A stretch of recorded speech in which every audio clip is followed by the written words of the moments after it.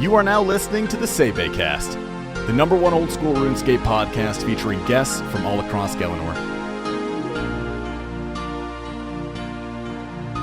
To support this podcast, visit the Patreon link in the description. All right, welcome to the Sae Bae Cast number 59 with Creel. How you doing, Creel? Doing pretty good. How about you? Doing pretty good. I'm really fucking excited to talk today. Yeah, I like how we both decided that we were going to do this in the morning. We were really motivated. And then you texted me at like 10 or 7 a.m. your time saying, I got to hold off a little later. I didn't wake up till the time we were supposed to start recording. I said, okay, let's do it much later. And then now here we are at 5:30.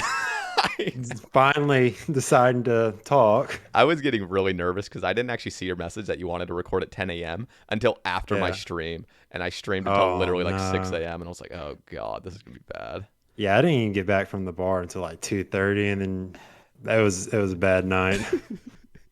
I've had those, though, where like I schedule a Sae Bae Cast and I fucking like forget about like time.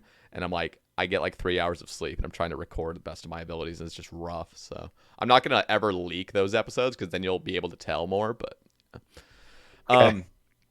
I want to ask because apparently, you know, I kind of tend to ask guests about their life story, their origin story initially. And I have heard your guys' criticisms about that. You know, it gets a little stale when I ask every fucking guest that. So I want to ask you a question, Creel, and that is, will the collection log ever be completed in our lifetime? Honestly, I think it will. Believe it or not, it will. Maybe not in the next year, obviously. Probably in the next maybe 5 to 10 years. What? Because Jace 5. 5 to 10, yeah. If Okay. Jace Go on. continues on his hard clue streak like he does weekly, I think he'll be able to complete like all. Well, maybe not druidic, so that's going to be pretty problematic. Think about this as well. Like, I think today he's doing his opening right now, and he is gonna hit 30 fucking thousand hard clues. That's insane. Yeah, what's the rate for a specific item? 1 in 40k, just for like the hard ones. Yeah. I think it's about 1 in 40k ish. I'm trying to think. So there's what, 13 items, and it's so 13 times 3250. And then he's got to get. Yeah, He's just 42,000. gonna have to spoon druidic and the tools, get no dupes, and then he can start working on the other stuff. And then they would also have to nerf the Jar of Darkness, right? Oh yeah, that's very problematic. It's not like the worst thing in the world, but the fact that you can go dry on it, it's not like guaranteed at 2500. It's like you could actually go Nah, you 8 can times go, rate.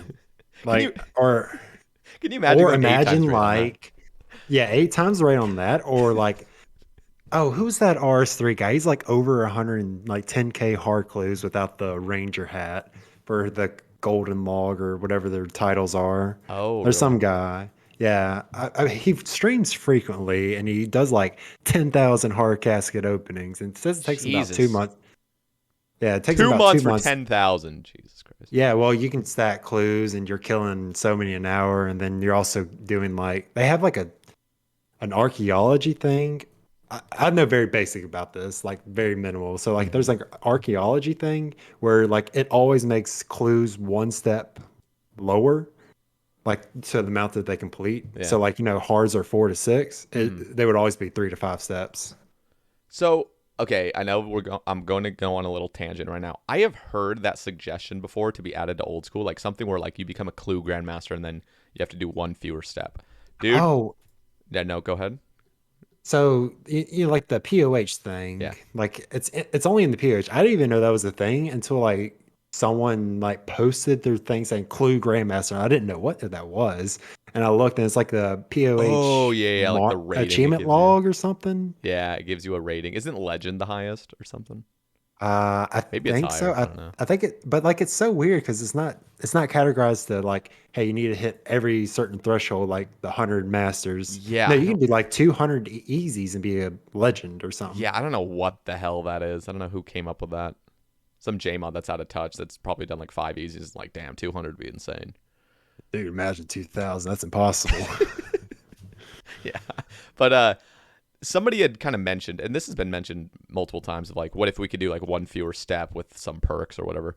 And I'm like, I mean, wouldn't clue people, again, I want to hear your take on it, but like my take is I would actually be more of a fan of having every clue step actually have an additional step with the promise of an additional roll on the So, okay, yeah, I know what you're mhm. saying. So instead of just being like just a free roll once you hit something, which is kind of unfair, I think honestly it'd be really cool as if like masters, instead of going from 6 to 8 steps, they went to 7 to 9, but you guarantee another roll, so it can be like So six would to nine, that or I guess infinitely 7 to 9 stack rolls. up, or are you talking about that would just be a one-time thing, and No, then that you'd only get one extra roll? that would be like a guarantee thing. So it's not too overpowered simply because you have to spend more time on the clue, but just one extra step for an additional roll is really So cool in my let's opinion. say you hit 100 masters, then your steps to go from 6 to 8 to 7 to 9, but you get that Yeah. additional roll every time. Yes. Yes. Okay, so but when you get to 200, it doesn't go up by one more. It No. Yeah. just Yeah. it just locks. It would Okay, just be like that's one milestone that you hit. So probably like 100 masters, or maybe even raise it up to like 500 or some shit. Something like, I think 100 would thematically fit simply because it's already a milestone. But yeah, it could be. something cool like that, because I feel like people that love clues love doing clues. Of course, the casket's the best part, but like rewarding them for doing less of the clue is just weird to me. Like it's almost like people that hate clues that just want to get them over with would like that. I don't know. I My would like thoughts. the shortcut to the Dragon's Eye after Legends Quest. That would I would be, like that. dude. What would be like the minimum amount? Or no, sorry. Let me rephrase that. What would be the maximum amount you would pay to skip that step, or just like to get there instantaneously, like GP wise? Would you pay 2 mil to do it Yeah, I'd instantly? pay 2 mil. 2 mil. I just think like, at what point would I say no? That's too expensive. I'm just like, Honestly, like I'd pay 10 mil. Really, because like I only thing I really spend my GP on nowadays is just blood runes, yeah. anyways. No, I meant like per clue, like Oh, whenever per you get that step. If it clue. was like a Oh, permanent unlock, I'd be willing to pay 100 mil. I swear to God, I would. well, if it was per, probably I wouldn't pay more than 500K, one a mil. mil. I wouldn't pay more. Honestly, I wouldn't pay more than 50K. Okay. I'd Because probably like if I you would I think 500K is like my absolute max. I'd probably pay that when I'm just fucking tired. I'm like, just get me there. it's not too bad. What is it, like 2 minutes to run Yeah, around? it would not be efficient paying 500K, but for mains it would. No. Apparently, Yeah. it's 0 time GP for mains. They say that, but it's like not really, because I feel like the people that say, "Hey, man, at least it's 0 time," absolutely hate it because they have 4 dragon ults up at all time. They're like, ah. And yeah. then, like, let's say one of them logs out. You don't know which one it is. Yeah.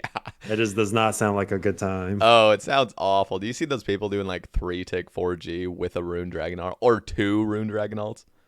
3 tick 4G. I'm Yeah. like, Jesus Christ, you are gaming. I remember watching DMP a couple years ago when he was still on the main. He would have 7 rune. like, yeah, he had like a fuck ton. And then, like, he would get so angry when, like, someone would log on to his world.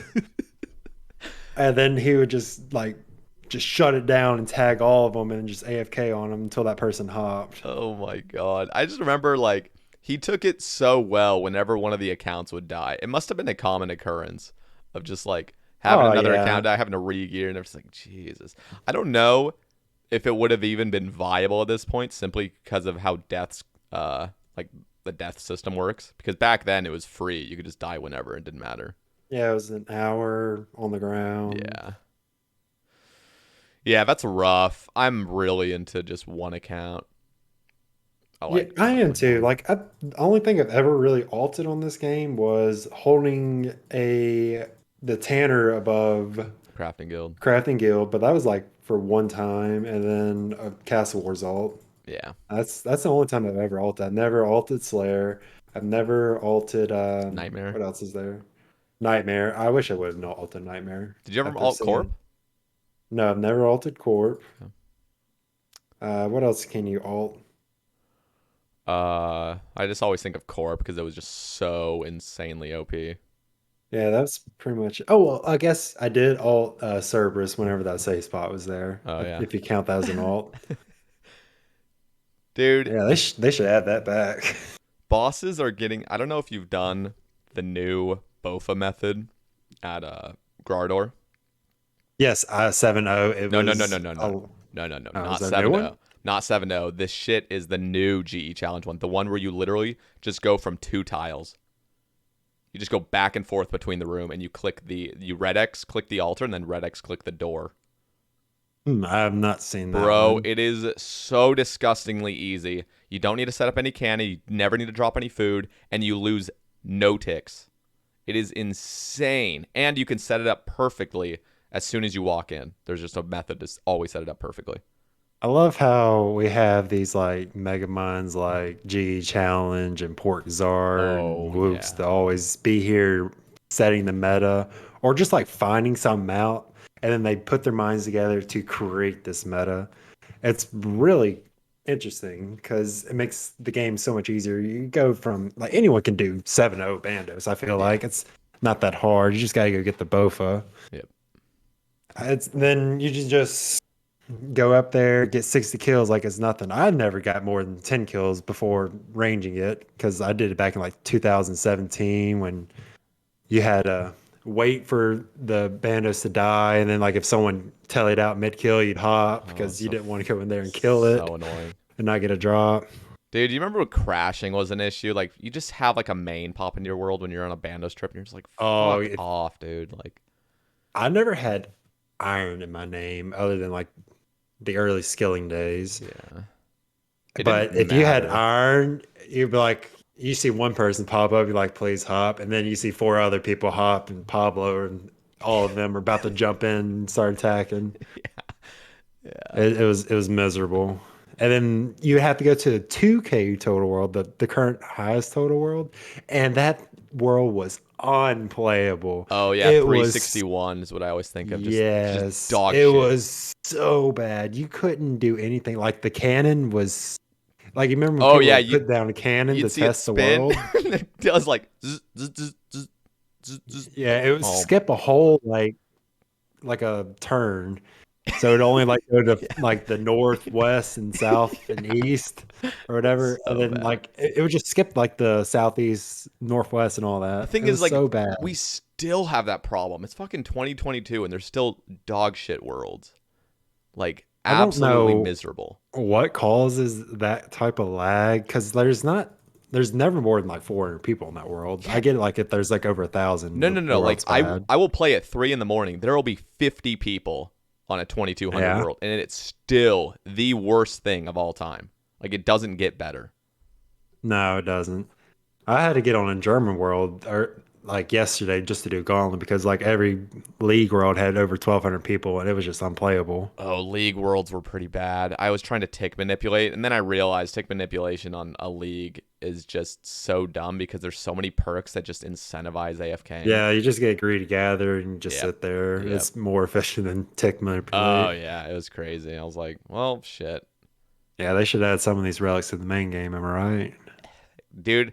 I want to talk about stackable clue scrolls. It for some reason every fucking league that goes by. I mean, it's very clear what the reason is. It's because people play leagues and they like it. But every single league that goes by, like I remember the first league, people were joking about saying stackable clues for the main game, and it was pretty Mhm. clear. Everyone was kind of like, yeah, yeah, yeah, like okay, cool, funny joke. And then like Leagues 2 came by, and everyone's like, okay, like it's kind of fun. And now Leagues 3 is here, and it just keeps getting fucking brought up about stackable clues. So I want to hear your opinions on it. Yeah, so like the stackable clues and Twisted and Trailblazers, they were optional because you either pick that or you pick the guarantee your own Slayer task. And who doesn't want to pick their own Slayer task? Let's be real. Mm-hmm. And now that you get it out of the gate on Shatter Leagues, and it's making it everyone think like, man, this is pretty nice because I'm sitting here doing Wintertide. I've done 4 kills and I've got 33 hard clues just in my inventory after like 15 minutes. Jesus. Yeah, I'm not saying like we need to have that make it like this easy, but I think to a degree there should be some stackable clues because let's say I'm doing TOB or I'm doing CMs and I'm working towards that cape. I get a elite clue, very first raid. I'm going to do that elite clue. I know I am. Do I leave my team and make them wait or make them go without me to do this elite clue, or do I just hold in the bank and miss rolls on the other elites? That's one of those situations. Yeah. I wouldn't mind if I'm not saying we don't have to have infinite clue stat because I don't want to sit at green dragons or jellies all day and stack like 100 hard clues. I don't want to do that. Mm-hmm. I want to be able to at least hold like 2 or 3. Okay. So I like that. I hate the idea of stackable clues where it's actually becomes like a number above the clue where they're legitimately a stackable item at that point. Mm-hmm. I don't like that, but I would be okay with, let's say you've completed 200 elites. So you've proven that you can do elites. I do agree on that you should hit the threshold Yeah. of the reward, the clue related reward before you can stack the clue. I would be okay if you could, like at that point, you can now have 2 elites in your inventory at one time. It wouldn't be, they wouldn't be stacked, but like as soon as you hit any threshold, so then you could have 2 masters or 2 hards or 2 mediums. Like it doesn't even have to, yeah, it could be like, you know how a clue bottle, it could be like in the scroll box or whatever. And then like the other one just already be opened. Yeah. I like that idea. Yeah, and there are like things like that. Like sometimes I think some way to make it thematically fit where it still has the same code where you can only actually have 1 clue in your inventory. Because I have no idea how that would kind of work if you had 2 elites. And it's kind of like, I don't know. They would have to recode exactly how elites work. Because currently, like you can literally drop one and then your steps are still accumulating. Yeah. So that would kind of fuck up in a way. But you know what I would be cool with? And I was kind of thinking about this last night. It's kind of like Harry Potter lore. But you know how in Harry Potter they have owls that send letters to shit? I was thinking how cool would it be to have an owl that you can buy from Watson or some shit. No, think about this. So you can call the owl or whatever. So whenever you're doing TOB or CMs or something, he will send the elite clue instantaneously to Watson. You just like you right click the clue and say send to Watson or some shit, and an owl comes and picks it up or some shit. And let's just say there's a way to hold multiple of clues at Watson. So you can send them over there, but you can only ever still have 1 in your inventory at a time. And then you'd have to manually go over to Watson to reclaim like the next one. So there is a downside to it, but you don't have to abandon your TOB team. Okay. Well, that's really interesting. I don't think you really need to. I just think that's cool. Because I don't think you need to have like an owl come to you because if you do like your clues, you'll be getting a lot of the scroll books, and you turn them in for like what is it, 10 to 20 Watson scrolls? Yeah, those are pretty damn rare though. Like I do I don't feel like they are because I have like 800 in my scroll book. So scrap. Wow, you have 800. Yeah, that's insane because I have like I think 550 or some shit. And I still have 250 elites to open. You got 250? I just got 200. Yeah. I'm fucking so excited to open those. Okay, so let's just scrap the owl idea. Okay. I still think it's cool just because, you know, it's kind of like a medieval game and that'd be kind of interesting. And there would be like a cost to it or something. Or it could be through Hunter. You have to have 99 Hunter to do it as well. And you just go get your own owl and hunt it. Yeah, like you claim your own owl. And, you know, you got to feed it or else it'll die. Well, I guess if it's out, who knows? Maybe it could just be a little pet that just fucking. Do owls fly, dude? I swear to God, I'm like, yes, they fly. I'm imagining an owl. I'm imagining an owl flying behind you. Like, how the fuck would that look? I always see them perched up on a tree branch. So like, I physically they fly. They fly. Oh my God. Yeah, I mean, of course they fly, but I don't know how they look when they fly. They just like spread wings, like. That'd be terrifying. Yes, they have wings and they spread them and then they flap. Dude, you know my brother has an actual fear of owls. He finds them terrifying that they can do 180 turns on their heads. My girlfriend actually has a fear of owls as well because she went outside to look for a cat one time and one flew like 2 inches from her head or something. Jesus. Dude, there was a Reddit post where it showed baby owls living in some guy's fucking attic. That sounds cool. No. Are they scary? Oh, dude, they look alien. Like, they look terrifying. And their eyes were illuminated, but like the rest of their bodies were like dark because you know, it was an attic. Nightmare fuel. Oh yeah. If you think owls are terrifying, look up baby owls. I encourage anybody to look those up on Google. All right, I'll look those up all the time. They are fucking terrifying. You know what? I'm just gonna bring this up right now. So for my YouTube listeners, you just watch this. Baby owls. Oh my God! It's the first fucking picture I see. Jeez. they're fucking standing up straight, and they look like those aliens from Signs. You ever watch that movie? I have not seen that movie. What is it about? It's with Mel Gibson and Joaquin Phoenix, and they're like they live on this farm with these like crop circles, or there are crop circles, and there's aliens, and there's one scene where it's showing like evidence that there's this fucking alien, and so I think it was like Hispanic kids at a birthday party, and some person was recording, and you just see this fucking alien walk by this hallway. I'm just like, fuck, like it's terrifying. But yeah, this is nightmare fuel. Sorry for showing that, guys. Should have had a not safe for work tag on that, but yeah, pretty terrifying. So in conclusion, few stackable clues. You can have infinite stack. I don't know how we're going to work it. I do like the idea of once you do hit that threshold and you get your stackable clue, you get to have 2 or 3 or however many. Mm-hmm. I think elite should have 2, hard should have 3, and then like keep going forward.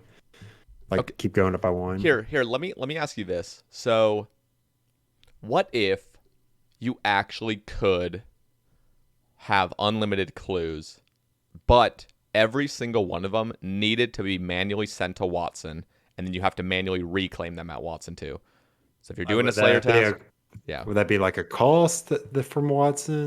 Potentially, but what if it was free? Let's just imagine it's free. So you get an elite clue, send it to Watson. You don't do it. You send in another elite clue. You just Does it get automatically sent to him, or no.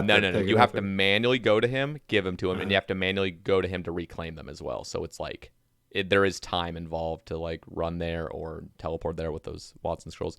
I'm not for this, by the way, but I'm trying to like tiptoe that line of what people want, because like clearly there's a desire for it. I just feel like clues should always be a distraction and diversion and should take you away from your content. And I think the only downside to that element is team-based content where you have to abandon your team to keep doing your clues, because I am totally in agreement with that. Yeah, at that point, I would think it would just be better if I just go do the clue, because I don't know, I don't want to go and stack, like, let's say if I get an easy clue, I don't want to go stack that. Yeah. I'm also thinking of consistently. I'm thinking of Nex as well, like where Nex is actually something where you can't actually leave to go to Watson. Like that's the whole reason you want to. At least it's not that bad. I'm glad that they made it to where it's like the mages are like 5 essence per kill or whatever. Oh, so good. If that was 30, like one at a time, it would have been so bad. Imagine day of release and you ran out of EQ keys. Dude, that's what I thought. I fucking posted that video of quick and ecumenical keys where you just barrage them in the wilderness. Yeah. I like how I just not even use it. Like everyone's no over point. here getting PK'd. It's a shit show out in the but like you wilderness. actually just don't need to, because you just get it all through. No, I used the 1 to get in, and then I got like 1,000 KC in the room, and then because you just didn't have to bang. You didn't have to. Day 1 was insane. Like that was just ridiculous. And then you couldn't do nothing about it because like every world was mass. You couldn't get in there. Yeah. You could try a solo, but those are awful. Yeah. Is it still the only person to have done a solo on the main game is Port Kazard, and it took him 3 hours, and now it's like not even doable because the Red X thing was removed? I think he was the only one. I don't think I saw anyone else post one. I did see someone do League solo, and it was 20 minutes. Like, what? And he got a Torva helm. I saw that. I didn't know he got a Torva helm. I just saw it was 20-minute solo. Yeah, was it late? Do you recall the name? Because late had 1 KC solo, 20 minutes, and he got a Torva helm on the ground. It wasn't late. I would remember if it was late. It was someone else. He was like wearing full crystal and a bofa or something. Okay. It was like a few days ago. I don't remember who it was. It was on Twitter.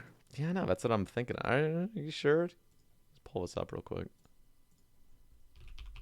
Yeah, because he didn't get a drop. Whoever got that solo. Are you sure? Because I'm looking at it right here. Here, let me send I you can't see it. I'm sending. Okay, you're gonna send it? Yeah. Is that the one you're looking at? Because that's literally like what I'm imagining. Oh, it was Oispa. Yeah, you probably just completely fucking missed the drop, unless yeah.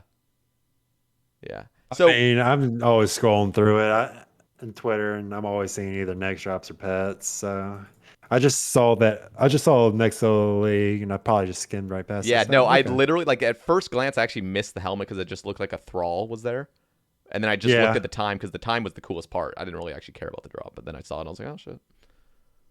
Wow, that's insane. So Who is that guy? is late his Iron Man's name? Because I've heard the name late before. And is that Oispakalja, or is that just is there a different late as well? Because there's an Iron Man that's a normal Iron Man named So late. the Iron Man late. One of my friends has actually been trying to PM him to get this name because he has the name late, but like the E is spaced out. Oh, I yeah. don't really know who he is. I think he's also Finnish. That late. I can't be for sure. Okay. As for Oispa, I think that's the same Oispa that was the hardcore who got the first Ellie. Yeah, that dude. People talk about him, and again, I wasn't so into like the hardcore scene at all. But anybody that was super into knowing about like the best hardcores was like, yeah, Oispakalja was just way ahead of his time. Just an absolute fucking animal. Didn't he DC at Tob to die at like Zarpus? I think. It was probably either TOB or Corp DC because I think that I'm was the pretty sure it was ones. Tob. Because no hardcore did Gauntlet back in the day. Yeah, what was up with that? Now you see the high scores, and it's just fucking filled. Well, the blade wasn't infinite charges, remember? Oh yeah, and it was only the blade. There was no Bofa. I feel like Yeah, ever there's since no. Bofa came out in tier 3, it got easier. It's just like every And then hardcore the game. crystal arm was dog, and like no one used it. I literally dismantled all 8 of my armor seeds, and then it Yeah. got buffed. And I was like, "Fuck." But Yeah, now I've I actually did complete- keep the armor because like it was a solitary points at the time, Oh and it yeah, still is. So I just kept it. I'm glad I did. solitary points were really fun. So I was in solitary for those that were kind of curious. I was in solitary for like a year or something, maybe like a little more, Mm-hmm. but maybe 2 years, probably 2 years actually. And Your fourth birthday this past week. okay, well I left. Oh, maybe it was only a year then. I can't. It's only been 4. It's only been 4 years since it's been out. Yep, Wow. I joined in early 2020. Okay. Was I in it already when you joined? No, I think he just left for Olympus. Oh wow. Okay, so I'm I pretty. think because Fat Clouds wasn't in it when I joined. Okay, so I joined before I believe I streamed, so it must have been about 2 years. I think maybe a year and a half. But yeah, I really loved the solitary points thing. Even though it was RNG based and they still had like points for actual amount of EHB, I still loved that you could get lucky and just get a shit ton of points. It was really cool. Yeah, they're also talking about like restructuring it because right now there's a couple members they're literally just waiting for like new content to do ranks. They're trying to think of like new like PVM stuff to have a new type of ranking system because right now we're just bumping EHB to get new members in. We just got Infernal Cape requirement to join. Jesus, just now. Like that should have been Yeah. like day 1.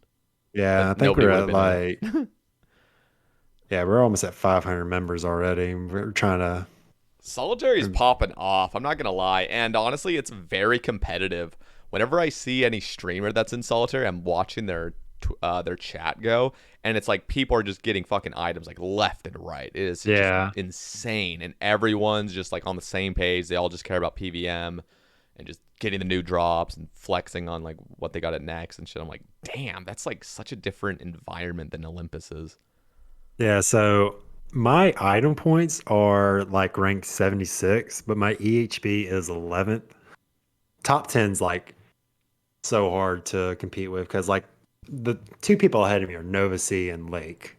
I can't really catch up to them. It's hard. Can you not? I mean, they. Well, I could. Nova Sea definitely not because he plays way too much. And Lake, I think I could if he goes to hardcore. And I don't know what his situation is. I think he works. I'm pretty sure he works. And then there's also I am ranked 4th for number of pets and pet, and I think I'm 8th for pet completion. And No, you have- that's the other way around. So the audience doesn't know how many pets do you have? I have 30, Okay. and I have a couple of the hard ones like Arma and And Bloodhound. so you're ranking it off of time base, not actual number of pets. So there's number of pets and then there's time base. I can pull it up real quick and I'll send you a message of a screenshot of it. Oh, I think the bot's down because I think it's the end of the month. So like the end of the month, like our bot goes down or whatever to catch back up. Mm, So yeah, it's down right now. So fortunately, that's fine. Yeah. crazy. But do you enjoy that environment of like everyone's really fucking like-minded and there's just this competition that's clan like friendly? Just kind of Yes. like who's So the like best? I like how competitive it is, just like in the ranking Discord in there. A lot of people have left here and there. So like you can't get a true record. Like Jai High's not in there. Joker's not in there. He's a really big EHP guy and he's got a lot of item points. There's like a lot of different other people that are in there as well that have left. Who else? Wait, Jai And High, but he was in it, right? He was uh in there. He was in solitary when I was in there. Did he leave? he is I've never seen him in here, so he Dude, must have left. that dude got 3 fucking sigils in 24 hours. And all 3 Yeah. unique sigils. It was Yep. just like, what the fuck is going on? Insane. I It- remember that screenshot. Yeah, I it was remember I remember his feed on Twitter. It was ridiculous. I was like, dang, that's Arcane. Wait, he got a spectral earlier today. And then like I refreshed the page and he's posting an Ellie. I'm like, oh, okay. I just remember back then, like solitary points were really cool, and I always was kind of like, who's the best? And he literally, I don't know how many solitary points it was, but it's just a fuck ton because he just completed Corp in a day. Just like went from rank like piss low to like top 10 or some shit like instantaneously. It's Yeah. insane. Currently there's only one person who has completed every solitary point item, and that was Jamwa. He's also rank 1 Iron EHB, by the way. Really, First person. Jamwa. Yeah, yeah, he's the first person to get the 2K CM cape on Ironman as well. Damn. Yep. That is. What are you at for CMs? Oh, I like 500 something. I've kind of catered off. I've been wanting to get the mace Yeah. for solos, and I also want the Torva legs now for like BGS for trios. Yeah. Yeah, I would love the raid and like flip flop between full ink and mace and full Torva because I just think Torva looks so good. I don't like the look of it, but at least the Okay. full set looks all right. Just Yeah. mainly because it's rare and it's best in slot. And I'm just like, you know what? I'm accepting it. But when you're using the legs only, it's like, damn, am I wearing some fucking mini skirt? Like, what am I wearing? Yeah, I can promise you, I have helm and top and no, and with the tassels, it does not look any better. Yeah, you got to have the full set because it does look fine now that You it's can in get game. away with top and bottom, and he'll be fine Yeah, because he yeah. just put a Slayer helm on. And the nade is not face guard is really fucking good still. No negative offensive. It has +3 mage defense somehow, and it has +3 prayer. That shit's really ballin' still. Man, It's actually like it was surprising when I went to Sarachnis because I got my full helm, and I was like, damn, this actually isn't even that great of a I don't know. and then you got the Serp helm that's just in the bin. Yeah, Serp helm's always been in the bin. What do you think about the Inquisitor's? It's literally called Inquisitor's Great Helm, and I understand with the full set, Inquisitor's is still good, but that helm is +4.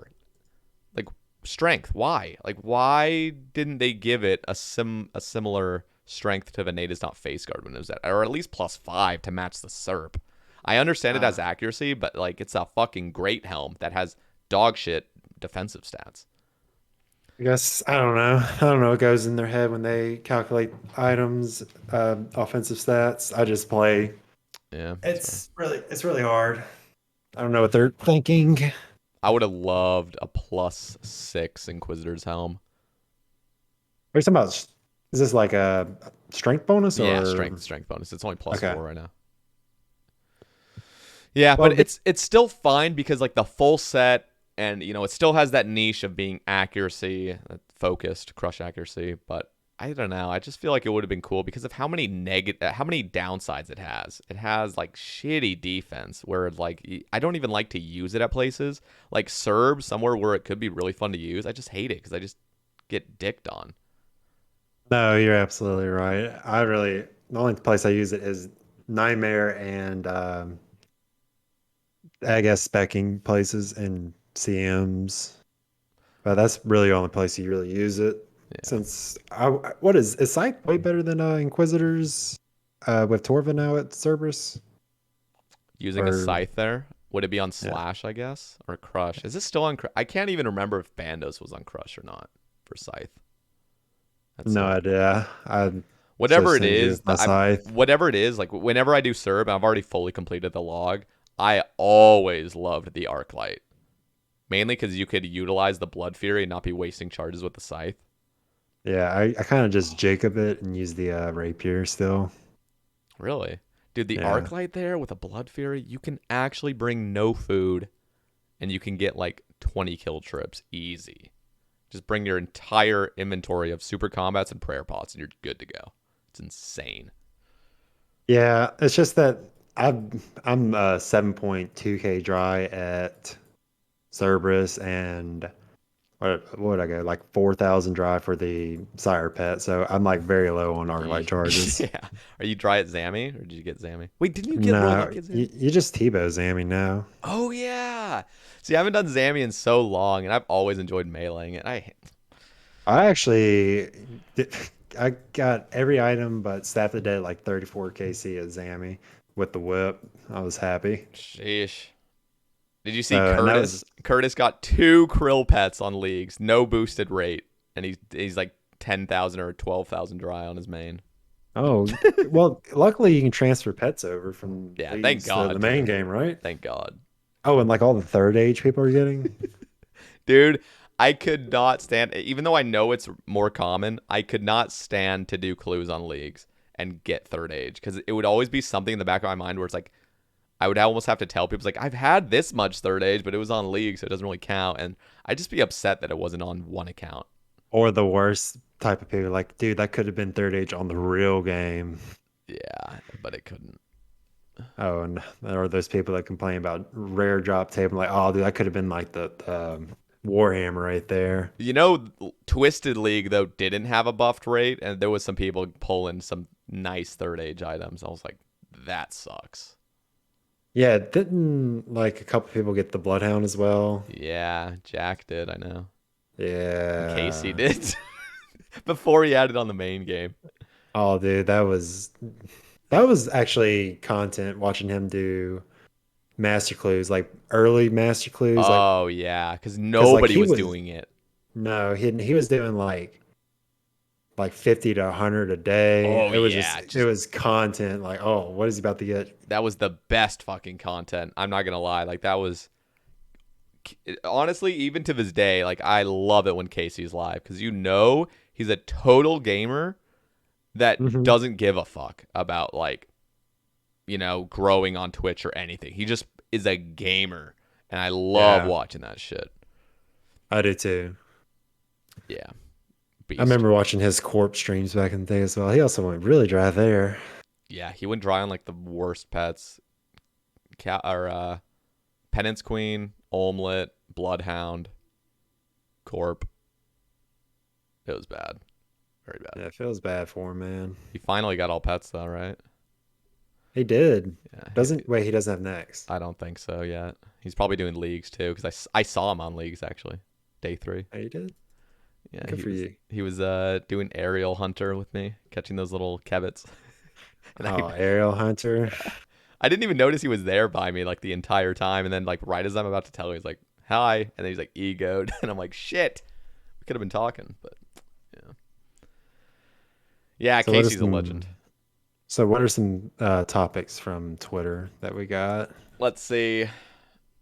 Oh, I'm on something else. So I do appreciate you guys offering some topics. Of course, we didn't get as many this time, but Box Terrier asks thoughts on collection log high scores. I would absolutely love collection log high scores. I don't know how it would work. Like if I click on the collection log high score, I can see like I can pull someone's collection log up. I don't know if that's how it would work or it'd just be a number. Either way, I would enjoy it. But it'd be so hard to like calculate, is this guy really ahead of me or not? Or does he just do a lot of easy clues and he's ahead of me in mini games? Yeah. I still think just a total number would suffice. I think that would be totally fine. Just because, like, yeah, like people can get a lot of XP. It's similar with cooking. Or like it's for skilling. People can just get 200 mil cooking, just like clearly you're not ahead. Yeah, I guess so. And you can always check on the third party website to just see as well. You can. It's just that guy doesn't update anymore. He hasn't even put in the next items or the ceremonial robes. He just doesn't update the website anymore. And I can't import anything. It won't fucking work for me. Yeah, because he just doesn't update it anymore. God damn it. You can join the collection log Discord, and I was asking them about it, see if they could get the what's it called, the rights to update it, or how to get the Permission or whatever. access. Yeah. Yeah, that's a good word for it, to get it. But they said they have to reach out to him, and I don't think they can reach out to him. He's just not answering. God damn it. That's so unfortunate. Yeah, it was a great website. I mean, it was a little slow, but like it had everything you wanted there. You could, as long as people were honest with their inputs. Yeah, and I don't think there was any reason to be dishonest. I used to think like, It really wasn't, yeah, there's really no reason. but there probably were some people. And Yeah, then you can still manually do it now, but it's so annoying because like I forget to update it sometimes. yeah, it's pretty bad. That import was really nice. That's unfortunate. So do you think that'll ever come back? The guy, I mean, it's up to him Yeah. unless Is he he gives. burnt? Is he burnt from the game? Is that the reason why he's just? Yeah, he hasn't updated since Pisani's Nightmare came out, Okay. and that was what, like It's June? like Crystal Math Labs when that just went downhill in the shitter and started like advertising Stake.com and stuff. Like, God damn. Yeah. So we're just gonna have to wait for a new website or get permission from that one before we can update it. Can you But imagine? Like, that's like literally selling your soul to the fucking devil. Like I mean, not quite the equivalent, but like just straight up like owning this skilling website that tracks EHP and stuff, and then you just sell out probably for a fat paycheck to the guy advertise probably, Stake.com on the banner. well, Just rule breaking. Like, oh my god. the dude probably doesn't play anymore. And you're like, oh, you want to give me a couple $100 and you just put this on here? Sure, why not? It was probably I can multiple see thousands. I'm gonna if, just straight well, up. yeah, okay. I mean, I can see it. Like, if someone was going to give me, like, if I didn't play a video game anymore, like, let's say, if I had a Modern Warfare 2, like, kill total leaderboard that had no affiliation with Infinity Ward or any of those people, Activision, and they said, "Hey, we'll give you $5,000 to advertise our real world trading. Totally not illegal or anything like that. I mean, it's against game rules. Yeah. Like, here's $5,000. I don't play this game anymore. I'm taking that $5,000. I'm just Yeah. going to be honest with you. It's actually disgusting. First of all, those streamers that have promoted gambling or get sponsorships for it, like Okay, yeah. Trainwrecks was getting paid like $2 million a month to advertise gambling. Like $2 million a fucking month. At least that was what I read. Who knows if it's actually true, but I mean, I believe it because you just get like a few people addicted to gambling and they're just like, they'll make all their profits back. It's so fucking dirty to, I don't know. I get really sketched out by gambling stuff. And I guess Stake.com didn't have anything to do with RuneScape GP, right? Maybe I was I don't know misinterpreting. what stake.com is. I don't know if they like sell people like stakers or rent stakers or Yeah, I if can't remember if they're it was RuneScape related or just genuinely just gambling focused, not actually really into RuneScape stuff. But who knows? Besides the point, yeah, that's just sad that had to happen. um, Imagine like the collection log website was updated, and then all of a sudden you see this fucking spam of like real world trade stuff. It's like, god damn it, dude. uh, at that point I just wouldn't even use it. I would just stick to my YouTube and Yeah. update via Twitter. You know what? I know we're still kind of on the collection log high scores, but I want to get into you a little bit now because some people don't know about you. So, Sure. you do have a YouTube channel, and you can kind Yeah. of talk about all that. So my YouTube videos are very scuffed. I will admit that. Not the first one. I put very little production into it. I edit like just quick, simple clips. I've been doing the collection log series since 2020 in September. And that's when I got really into it. I just thought it was so much fun to do completion stuff. And when the collection log finally came out, I saw like a lot of my items were in there. So I was kind of demotivated, didn't really want to do it. And then like a couple months down the road here and there, and then I was like, you know what? I think I can make a collection log series. I think it'd be a lot of fun. I asked my friend about it and he said that he would watch them. And I was like, okay, I'm gonna do this and just see how it goes. And I get a very good bit of feedback back from saying like, you should do this, you should do that, or you should add more filler. Well, the thing is, I don't really want to add filler. I like how quick and simple they are. They do take months to do because I'm very late game. I am like towards the end game, the top 1% of collecting items now. It becomes a lot because the only thing I'm really posting are like when I get a collection log pop up. I'm not really posting, hey, I just got this elite clue. I'm gonna do it. Show the loot. It's got nothing in it, and there's a whole minute in the video. That reminds me of my progress vid. It's 2 not weeks of just fucking opening shit. Yeah. So like you're not the first one to do that. It's been going on for years. How people do their progress video. It's like, here, I'm gonna get a Slayer task. I'm gonna do the Slayer task. I'm gonna talk about what I need from this Slayer task. Yeah. I'm gonna do the Slayer task. Very Here's me short completing term. it. Let me go and teleport here and get a new slash. And 2.5 minutes have already passed. Like nothing happened in this time. I just wasted 2.5 minutes watching this. Yeah. And Now, it's just so annoying. I got to give you a shout out. Your videos are literally as you put it, just the least amount of filler. It's actually like crazy. I'm like, Jesus, how long did this fucking take to get all these clips? Yeah, But, so the only really filler I have is like when I get like a rare drop or like a good raid item or something like that. I'm just like, might as well just put it in there. It's a little bit alt GP. Yeah, something And that's actually notable to see. yeah, like if I get a nightmare unique or let's say a next unique, like that's going in the video because that takes a long time to get one of those items. Yeah. So what about you as a player? Because we were an Iron Clan together as total babies. We were babies, dude. It was a very long time ago. What was We like were 20... literal toddlers, like in transition from baby to toddler. Yes, it was a very long time ago.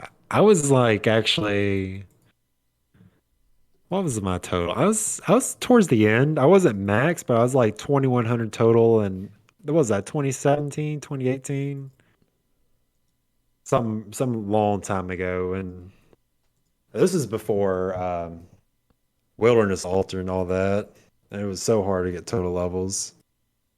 But back then there was just so many people in there that like don't really play anymore, and it was just so much fun. Like the metas have changed drastically since then. Do you remember getting 8,300 was the meta for GP? I don't remember. Well, to be honest, I always hated Hunter, so even if it was the meta, I wouldn't have done it because I fucking hated that skill, and there was no birdhouses. Okay. How about Irby. steel plate bodies? You remember that? Like picking him up in the wilderness? Yeah, I I've never been playing did that either. Okay, I've been playing Ironman since 2015. Yeah, so I started this account in 2017. Okay, so like a lot of things have changed. Wintertop was there. Yeah, this was a Zaya hardcore wasn't. at one Yeah, point. it's been a long journey, that's for sure. But as a player, it's been a lot of fun. I will say that. When did you become so dedicated toward the game? Because I swear, like, we were all just pretty casual. We had our, like, real lives and stuff. Like, I was in college, and I didn't play as hard. So, like, I've been playing on and off RuneScape since 2007. Like 15 years. I played a little bit of EOC. That was fun. I played for like about the first year and a half of old school. EOC did.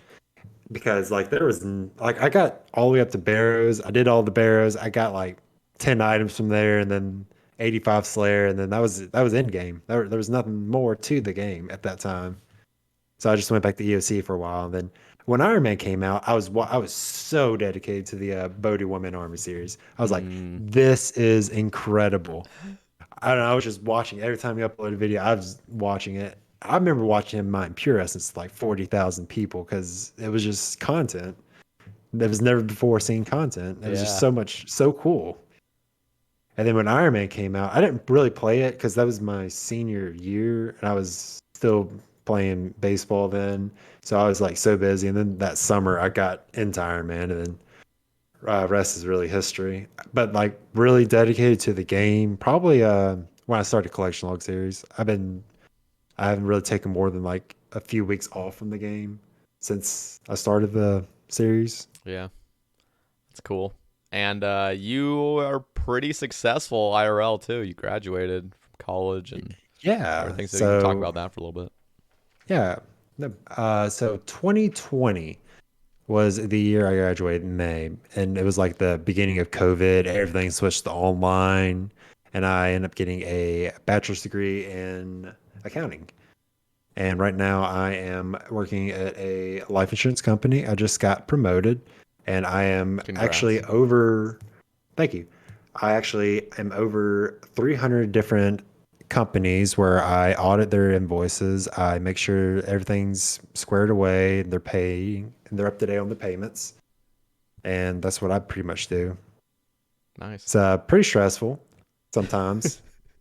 Then you have RuneScape to look forward to. And I was, Yeah, so yeah, no, go ahead. no, you go ahead. I was just gonna say before we were talking, I was asking Creel. I was just like, what do you do when you're playing RuneScape? Do you like watch Twitch? You watch YouTube? And he's kind of like doesn't really watch as much, but he is on Discord with the boys generally after work. Yeah, I'm always in Discord with the boys. Shout out to Plank City and the Kettle Boys, both great group of people.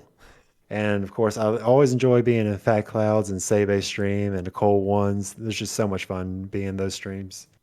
Those are my favorite people to watch. Hell yeah.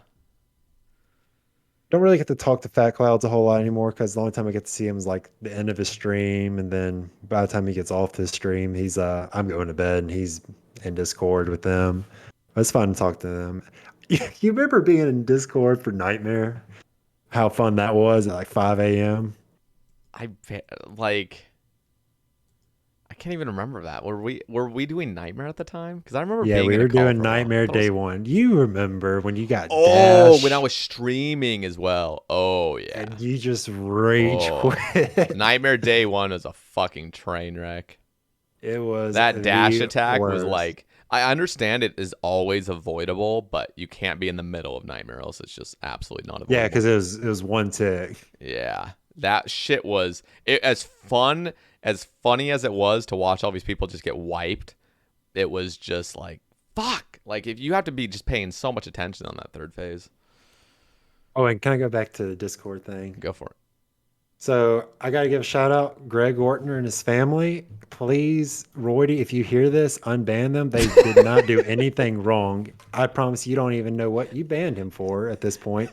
But honestly, How much did he pay you to bring this up in the fucking cast? Well, he's my neighbor, so he came over and threatened me unless I would have brought this up. Hey, you guys are neighbors? I didn't know Yeah, that. That's I am fucking neighbors awesome. with Greg Ortner.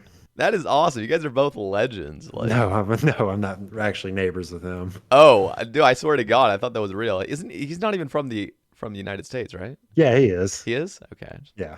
I don't know if I've ever talked to him on voice. I just always You guessed it was- have. You Have have. I? Well, yeah, Harmon Oh, Top. yeah, it must have been TOBs. Dude, it's been so long. I can't remember who I'm talking to and stuff, but you're right. Now I remember. Now I feel bad. He was in 'cause Ironclad we have with us. talked. Yeah, I knew he was in Ironclad, but was his name Friend at the time or was it different? Yeah, his name's always been Friend since I've known him. I do not remember him in Ironclad then. And to be honest, I can't remember much about Ironclad other than when it split to 1750. And Yeah. the other thing I remember is the mining comp where Fat Clouds took it, but I was sat at like iron rocks and gem mining, and Fat Clouds would be pushing carts at Walmart and then come home and 3-tick 4G. Just I forgot about Walmart Fat Clouds. That was a time. bro, oh my God, do you remember the first week of Fat Cloud streams? He's just so humble. You remember how He was much? so humble. Remember how I much he would love thank the- you? You would donate $5 or sub to him or something. And he would just like get on his hands and knees and just start fucking praising you, basically. Hey, Like, you remember the MMORPG clip live? yeah, he's shown it multiple times. Oh, love it. it's so great. So I remember cute, watching dude. it live. I was dying. He's so cute back then.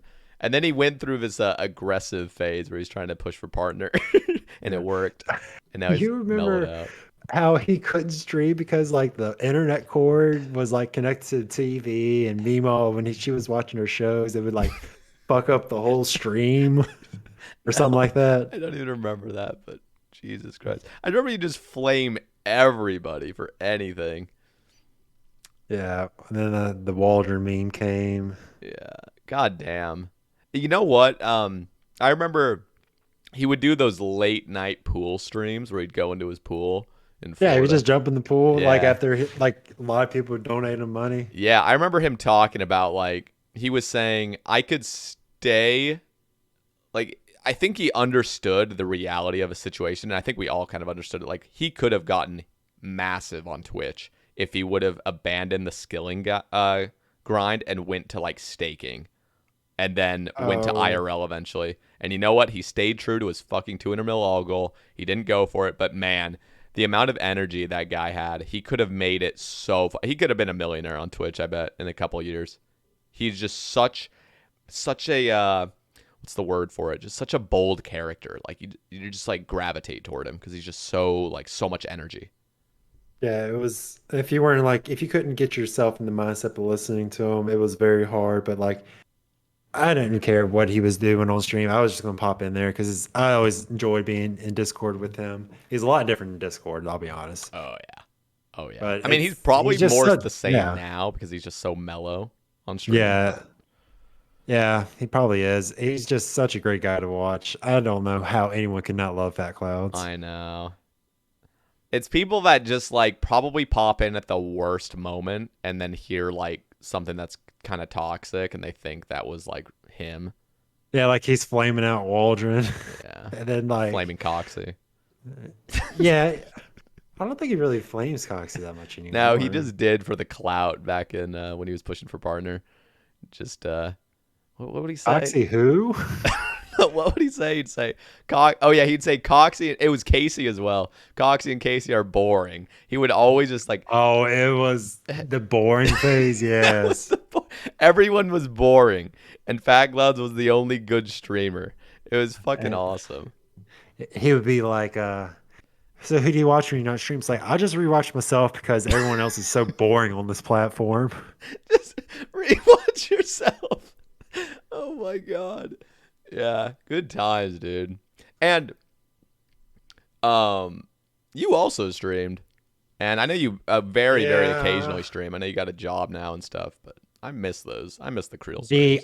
The Creel streams were so much fun when it was early COVID, and I would go live at midnight to 8 a.m. during the dead hours, and then like just anyone would pop in there because there's no one live. Yep. You just try to go find new people. That was when I feel like I was most successful on Twitch, but I was miserable. I remember because I was going for the Blade of Seldor at the time, and I was like 1,000 dry, and like no one thought that this was like they thought it was like insane because like I was ranked 4. Like man, I hope I never go that dry, and I don't even think I'm top 500 in Gauntlet anymore. It's insane how many people do it.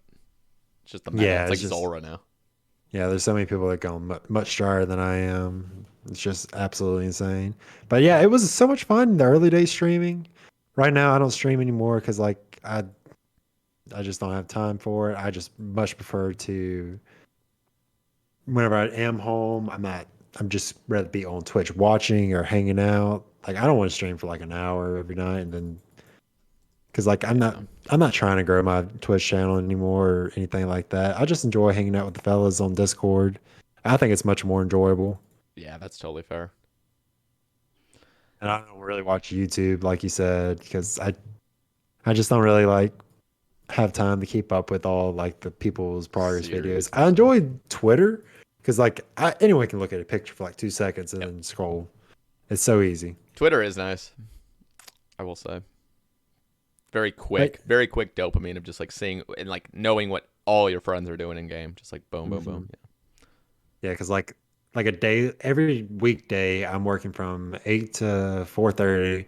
I go to the gym, I come home, I cook dinner for me and my sister since I live with her, and then it's about 7:30 by the time like I'm actually like sitting down at the computer, and then I just play till about 9:30, 10, then I go to bed. It's so hard like during the week to really make any gains, especially in the late Ironman mode. Because it's like 2 hours is like what 12 assigning nightmare kills, and that would need like what 2 business weeks just to hit almost rate. Jesus Christ. We were talking about it right before we started recording, but I wanted to ask you, like, what do you think about motivation when you do have a full-time job and you have other IRL responsibilities, playing RuneScape, and then on the contrary, being like a total neat and playing? Like, do you think the motivation is higher when you're a neat or when you actually are like super busy and you have very limited time to play? Well, whenever I'm working, I want to be in heat, mainly because like when I do get that time to play, it's so precious to me, and like I feel like I'm super motivated to finally sit down and actually play. Yeah. Like it's my relaxing time. It's like a hobby time. Whereas whenever I was a neat, I would be playing like 12 hours, 16-hour days, going to class for like an hour and come back not studying or anything like that. And then like, I mean, it was fun. Don't get me wrong. You get a lot of gains in, but like, it just felt like it just got dry real quick. Like Yeah. it just lose motivation. Like, because like Yeah. It's you're not completely like efficient in those 16 hours. Well, you shouldn't be anyways. But those 2 hours when I'm getting to play, it just feels so much more enjoyable. Like I don't hate myself for being on. It feels like it's just like finding some time to relax to play. yeah. I personally like having a job more, mainly because like income Yeah, and it's steady. It's not some is fucking steady. I don't have to worry about making my $100 to get my one monthly Twitch payout or whatever, yeah. which that is very difficult. I do get why people do YouTube and have all this filler. Don't get me wrong. This is your job. Yeah. Not saying it's bad or anything. I'm just saying like if I'm barely playing like I am, I'm not going to put like filler clips in whenever I do make an episode. I'd rather Mhm. just go ahead and upload good quality clips. My videos are about 7 minutes long, but it's like 30 clips. I usually shoot for 20 to 25 collection log And it's slots. months of progress. I'll have it linked down in the description. So anybody watching on Spotify, YouTube, just go down to the description, click on his YouTube channel, give him a little sub. Very, rare uploads, but damn, they're good. So, and it's all high Yeah, level shit. I just know, I was looking in the month of or the year 2021, I think I uploaded 5 or 6 episodes, which is very little. I get that, but it's 2 to 3 months worth of progress. I'm playing as much as I can, and I'm just RNG at the end of the day because I'm not really doing clues right now. I'm not really doing mini games. I am literally hunting bosses that have hours and hundreds of hours just to get the item unique because it's either a pet or a nightmare unique or a sigil. Just so difficult to get. Hmm. Yeah, if I were to have made like some progress series like that, and with my insane, almost 5 times drop rate at Corp, that would have just been just so bad for living. Oh yeah, when I go like 3K dry at Corp, I'm like, man, this episode's taking another 2 extra months. Well, there's a reason why. Yeah. That's cool though. I fucking love that you just do it and it's for fun, so you know that it's gonna be quality. It's not like Yeah, clickbaity or because anything. I'm I don't ever see myself taking off on Twitch or YouTube. I would think it'd be so cool because that was a dream at one point to be like, man, just living off playing video games. But it's a lot harder than you think it is. If you're not entertaining, you're not a top 1% gamer in like a very competitive game. You're not making money outside of being entertaining. It's pretty difficult. Yeah, and it's stressful too, just because you never know how much you're gonna make. Every single Yeah, month's different. and if you don't think streaming's easy, if you don't think it's hard, try going live and imagine that was your income being entertainment. See how much income you get from that. It is so hard. It's just like, people always say consistency is key and stuff, and it's so hard. I used to actually not believe that as much, but it is the case. It's just way long term. Like Hmm. super. I used to think like, oh, you just go live every single day for a few months and you're good to go. It's like, no, this shit's like years and years and years Yes, of always building being up a on. community, having people wanting to watch you. Yeah, it's insane because like I've been streaming for 3 years and I still like, it's I'm still growing and stuff and I still want to like get bigger and stuff, but it's like this shit takes time and there's so many streamers nowadays where it's not just like you have this small little selections like they have so many other people to watch and Oh, you there's have to. millions of streamers. Yeah, but I'm talking like RuneScape streamers as well. But oh Oh, yeah, if you go to Fortnite or something, God, I don't know yeah. how people can. It must be an absolute one in a million to actually like get to the point where you can make full time earnings, starting from scratch at Fortnite or some crazy populated game. You have to be like Oh, what's that guy? He played Fortnite and came over to RuneScape. My hands don't work. That guy. He You know played what I'm talking Fortnite about? first, really? Yeah, yeah, like yeah. He was a Oh, oh competitive Fortnite player, shit! I didn't know that. and and it was just so unique because like he had a hand cam, you could see what is going on, and it was just amazing how he could play with like such a limiting factor. Damn, I didn't know that. I know he got his Infernal Cape recently, which is Very insane, impressive. insane. Yeah. So like what separates it's so hard to find that thing that separates you from the other millions of people that are doing the same thing you're doing. Yep. Yeah, I was talking to Mr. Mammal. He was on the cast, and like, he straight up openly admitted he's like he doesn't really do anything. He just goes live, but because he's just such a household name now, and he's grown like he's so popular on YouTube. Because I found him through YouTube initially, and then like I go on Yeah. Twitch, see his name, boom, insta follow because like familiarity, and then years and Hmm. years and years and years of Oh streaming. yeah, Just he's been doing RuneScape progress videos since day one, I believe. And then I remember he really took off like early, not like the numbers he is now, but like when he got that third age, it was like one of the first third age items because oh, it was on camera. And when yeah, people saw that, whatever the Twitch or clip YouTube thing was at the time before Behemoth, they posted him and like everyone sees this. They're like, oh man, that guy's awesome. You go to Twitch, like you said, you see his name, bam, I'm in the stream. I know who that is. yep. It's So actually like, pretty crazy how much of an impact YouTube has with Twitch. I mean, you'll watch. I mean, clearly this is an anomaly, but like Settled will go live on Twitch once in a yeah, fucking blue moon, and just because of his YouTube audience, he'll pull 2K, 3K viewers, like just yeah, instantaneously. they And want to know what he's doing. yeah, and he'll stream for a few days, get up to God knows how many like his sub count's probably at 3K or some shit. Goes live Hmm. for 3 days that month, and just doesn't go live for another 6 months, and the retention of those subs is probably pretty damn high. Probably just maintains a good like 500. This is complete guessing, by the way. I'm just pulling numbers out of Yeah, my ass, but like when you're that big on YouTube, wow, somebody just got a Tangle root on my in Olympus. GZ. I don't know if that's leagues or not. Whatever, it's crazy. I have mine muted because I don't know if it's leagues or not.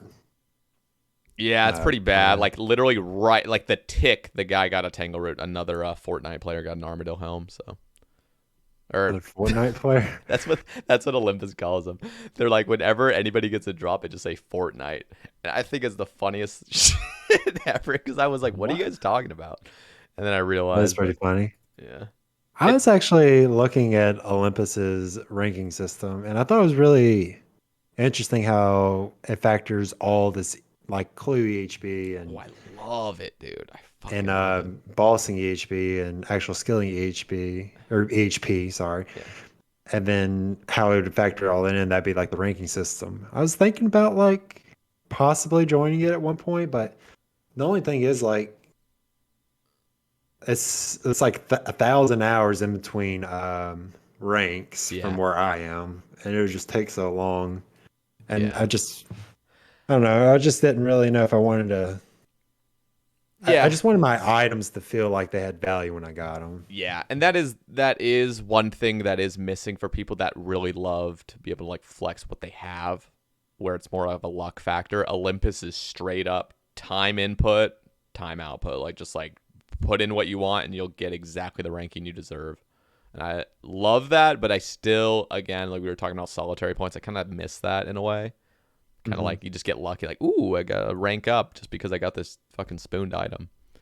Yeah. But yeah, no, I mean, the coolest part about Olympus is you got absolute animals behind the scenes. You got Iron Higer making spreadsheets that are just to the T. I mean, Yep. he's going through every fucking boss, seeing its drop rates, and he will say, "This is the effective EHB, and this is the real EHB." So like Sarachnis is normally about like 55 kills an hour, and so you would say that's your EHB, but because of all the supplies it drops and everything else, it actually comes out to like 200 kills is an efficient hour. So you'd have to do 200 Sarachnis. And then Vorkath, for example, and I know a lot of you listeners probably already know, but like Vorkath is 0. So if you did 7 billion Vorkath, you'd have 0 effective EHB because that is the meta for skilling. So I just fucking love that. I love that everything's just intertwined, and then they have clues as well. And it's not about like how quick you can actually get the clue, but it's actually just the time spent doing clues, assuming all clues are 0 time. It's really nice. Yeah. And if you don't have like max EH, like all teleports and max POH, you're not going to be able to do it. Because like right now, I'm 2 out of 4 crystals. I'm trying to get that The those ancient crystals. Yeah, the ancient crystals from Revs. But Yeah. I think they saying Rev Boss is coming out next week, so that's probably going to be a while before I finally complete that because It's it was packed. already bad. It's already packed before, and it's already like I'm out there with the MSB thinking no one's going to attack me. Nope. I had Mog time, and like 6 of his minions come on top of me in max gear. You should have I got DM'd me. He modded me in his channel. I could have told him to off you. It was no time because they're literally in max gear, Kidding, but yeah. destroying me. Oh For my God. MSB and 100K, and I was like, whatever, just take it. Yeah. I Dude, just I know you were just drunk at your bar or whatever last night, but dude, did you see what the fuck happened on my stream last night? no, I was Dude, not watching the so stream. I was listen, this is crazy. I was killing Nex, and then I got some clue. Like I got a hard clue from getting the Casey, and then I got an elite clue as well. So I was like, okay, so my team Ooh. disbanded.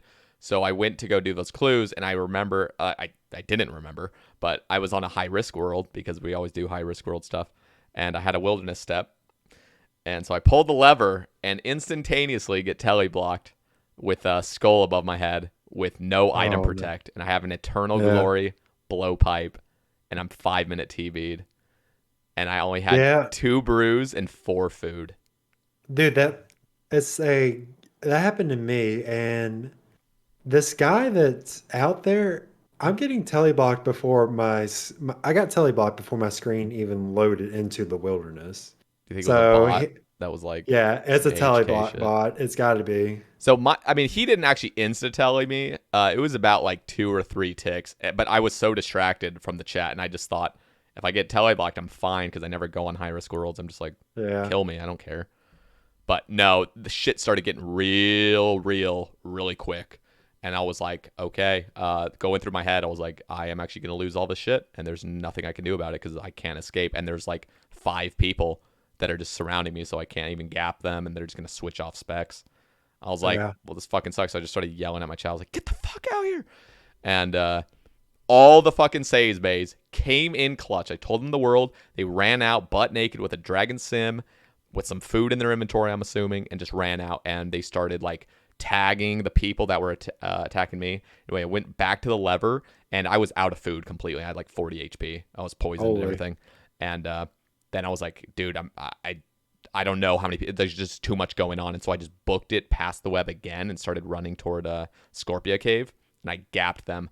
I had a guy that I modded instantaneously afterward that was boxing me. He got frozen off of me, and I just kept booking it. And I logged out. I was like, God damn, that would have been the worst thing ever if I had not escaped. Imagine regrinding an Eternal Glory. That would have been awful. That's why I just stopped going on high risk world, even though they're like, oh, it doesn't lag as much. Dude, it's Like, a conspiracy. Jagex purposely makes those worlds immaculate to play on just because they need some activity in the wilderness, some fucking loot for the PKers. Those PKers were dog shit, by the way. It's pretty bad. They usually are, but when you're just out there with like 4 sharks, you're probably going to die. Yeah. And I should have died. I was so shooken up by the event that like happened, and then I went back to Next, and I instantly just got so tired because I was so wound up from all of it, like the whole situation. And I was just like, damn, I'm tired now. Like, used all my energy. I just stay away from the high risk worlds now. I gotta start doing that because that was not fucking fun. That was awful experience. I actually put a towel with a label on it saying "Check the world." Yeah, I think Tweaky told me to do that, and I'm gonna do that. I still haven't marked that. I did that for Inferno as well because that's genius. Oh yeah, Inferno would have been huge. There's another place that I go to, and I'm like, why the fuck am I still on this world? I don't know what it is. Yeah, it's pretty awful. Yeah.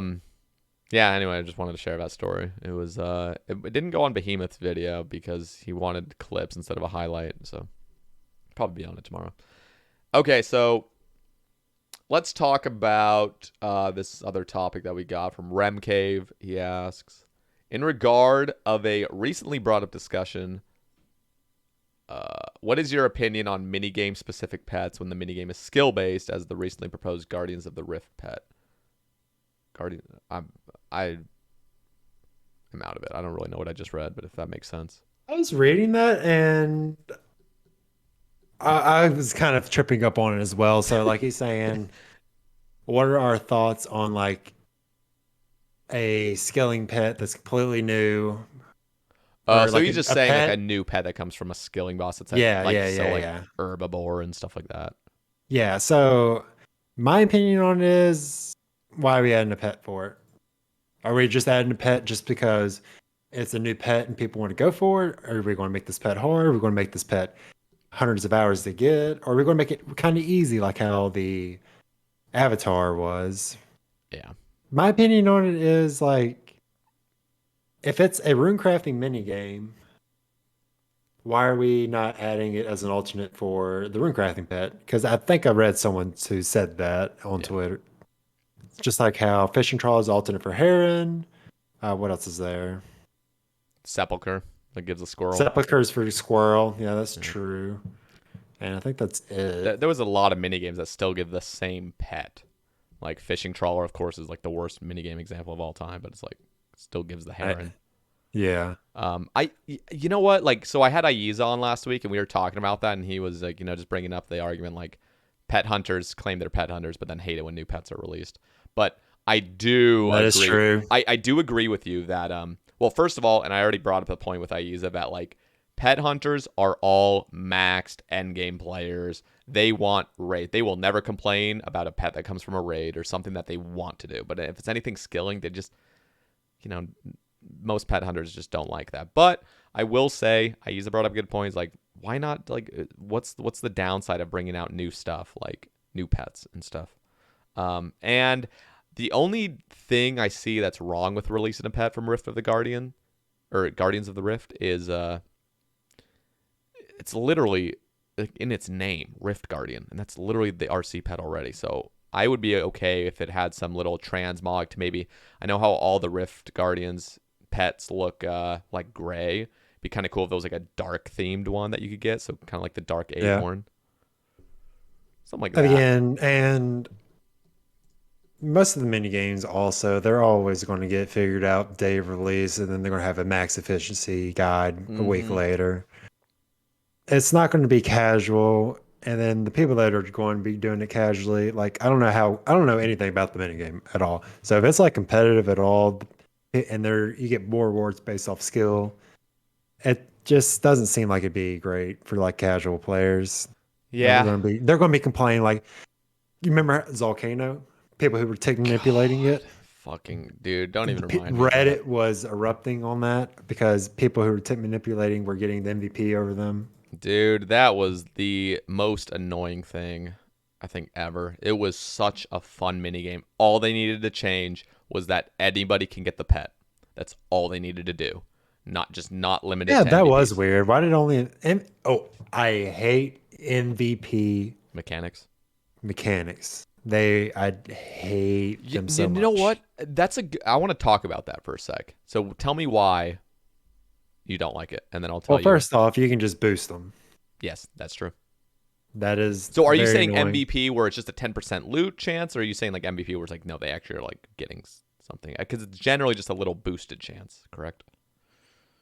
Generally it is, but MVP mechanics, like this past one with Nyx, they messed up the code and made it to where only MVPs were getting loot. So besides their fuck ups, which literally last a week, I don't know how they don't catch that before. Maybe they do catch it, but they're like, we'll just wait till next week to game update. Like this is so stupid. I feel so bad because I was doing next with Swarley and Tweaky, and they just literally, I mean, Tweaky didn't have a rapier, and so he has an abyssal dagger, and he just had no chance of getting an item. Like, Jesus. Fucking unlucky. Yeah, but then again, I can also see why MVP mechanics are great. If you're going to put in more into the boss, you're going to do save more ticks, you're going to have better DPS, you should get more. Yep. Because like TOB, like if I'm the only scythe on the team, everyone else is a whip, and I'm getting MVP, I should get the better loot. Yeah. That makes sense. But I But also I mean, don't like it. Yeah. Well, first of all, TOB, the whole way that works, the whole system is weird because it doesn't actually base anything off damage, really. I mean, it kind of does, but it's only for MVP. So if you just did the most damage, it counts. But if somebody were to have done 2% of the damage in the room and somebody did like fucking 30, they're still getting the same amount of points because the MVP got it. And I also don't like, I really don't like how you can boost with the MVP. Like, Yeah. if I would have known MVP is only getting loot for that whole week of next, I would have just been like, I would have just started paying people, hey, pull off on final phase. Let me get like 500 of this health. No, what you got to do is just get everybody just brings really beefy tank gear. Yeah. And then you just, or no, sorry, the opposite. So you're always tanking. Or yeah. I'm fucking ruining this. So they're always tanking. So they have to have crappier gear because don't they target the people with the worst gear? So they would have to wear shittier gear, and you just wear like the tankiest, so you're never actually losing any. Well, I'm never going to tank anyways. I got Dragonfire Ward and ZCB, and I don't really T-bow off of minions. How has your next luck been? I want to still talk about the MVP thing, my mechanics, but what have you gotten at next luck has been incredible. Here, show me a pick. Actually, I'll just show it to the stream, and you can also talk about it too. I'm on leagues right now, but just tell us. So I'm 4 out of 6. I was 4 out of 6 with no dupes. I went Torva plate by day of release on masses, like towards the end of the day, like 384 KC. Extremely lucky there. And then that Sunday during when you could start actually getting teamed up, I got Van Braces. That following Monday, I got the Full Helm. God damn. And then like that weekend, I got the Horn. Yeah. And then I got dupe Van Braces. And then leagues came out. Damn. So you're just missing Pet and Plate Legs and Hilt, correct? Yes, that is all I'm missing right now. Wow. Yeah, I got extremely fucking lucky. People already know that I watch my rambles, but day one I did got see Van that. Braces, and then it just started spooning out of control. Yeah, and I really do actually like Nex. I like how literally anyone can do it. I like it too. And it's not that bad. Yeah, I used to kind of have a little bit of a problem with it back when it was just like range only, and you're just missing. Just 0, 0, 0, 0. It's like now that the rapier meta is a thing, it's fun, dude. I don't know if you've done much because that wasn't really the meta at the time. I haven't really done rapier a whole lot. Like fun. I just camped ZCB and I was pulling MVPs. Well, because everyone is ranging, right? Yeah. If you have a rapier guy on your team, he's gonna get MVP as long as he doesn't miss ticks. A rapier like a couple times with the Kettle Boys, and I think I pulled 9 out of 22 MVPs. Yeah, no, that was before ZCB as well. It's pretty disgusting, especially with how it's like kind of the meta's kind of been secured in a way or solved. I don't know. It's just like everyone kind of knows what they're doing now. It's really nice, especially when everyone's bringing a rapier, so you don't like, I don't know, so much less damage taken as well because Nex starts meleeing more than just casting AoE attacks. Yeah. Yeah, but speaking about MVP, I really do like that they do MVPs, but it always has to be damage based, and they're still. I like how Nex is, where it's like it still goes off of damage input, so it's not just everyone gets an equal chance besides MVP. You're still getting that good. If it wasn't damage input, what would it be? That is really hard. No, I mean I think damage input is the only fair thing. It's the only system that can work, and of course it's not completely fair at all times because then it de-incentivizes teamwork because you have greedy people, and I'm one of those people. It's just like natural for me to like. Oh, I know. I remember early TOB days. That was a different story. That was a different story. I'm not that much of a piece of shit. So you got to keep in mind, I was 900 KC and no weapon yet. I was desperate. I was desperate, dude. Like, you got to understand, the only rooms I could MVP on were Maiden, and I had to just say, you guys catch the freezes. I'm DPSing nonstop. I remember because, like, you said I could come if I mage, and then that's the only role I've ever done since then. Well, I always had a team until you got the scythe. Yeah. And then Then you hard went mode came nightmare out or and not everything. nightmare, Yeah, Arachnus. Nightmare was a bitch. Yeah, What do you think of Fasani's? I like it. I do. I really do. I do hope in the future they don't ever make anything as rare as Corp and Nightmare drop rates. Yeah, Nex has gotten kind of close, but it's not quite as bad. Well, Next isn't even that. I really don't think Next is that Well, Nex bad. isn't bad because you fucking spooned the place. So have I. So it doesn't seem as bad. But have you seen people that have gone 2,000 small teams dry with nothing? Well, then again, how many kills were they doing where the MVP only was getting loot? Yeah, that's true. I mean, it was only a week long, but there are Well, a week's a long time. yeah. No, it's true, but like still that's not the majority of their kills. And who knows, maybe they just never got MVP, maybe they did. And they still got dry, but Yeah. it's a little rough when you think about it cuz I mean, if you're doing 4-man teams, like we'll do a night where we can do 50 kills 4-man. It's like Hmm. we're spending all night, killing necks. Yeah. And I mean, you're maybe able to see one drop go to the team. So if you were to pull those heavy camping next nights, it would take you 4 days at least to see an item in your name, which doesn't sound that bad, but I'm talking like 10 hours at next, like straight. Maybe So 8 hours, I guess. But I saw a tweet that you had where you were really upset about leagues, how people are using these cheat clients to AFK Karam ones and Blisterwoods all night yeah, while you log off at the end of the day and you're not and people are getting way ahead of you. yeah.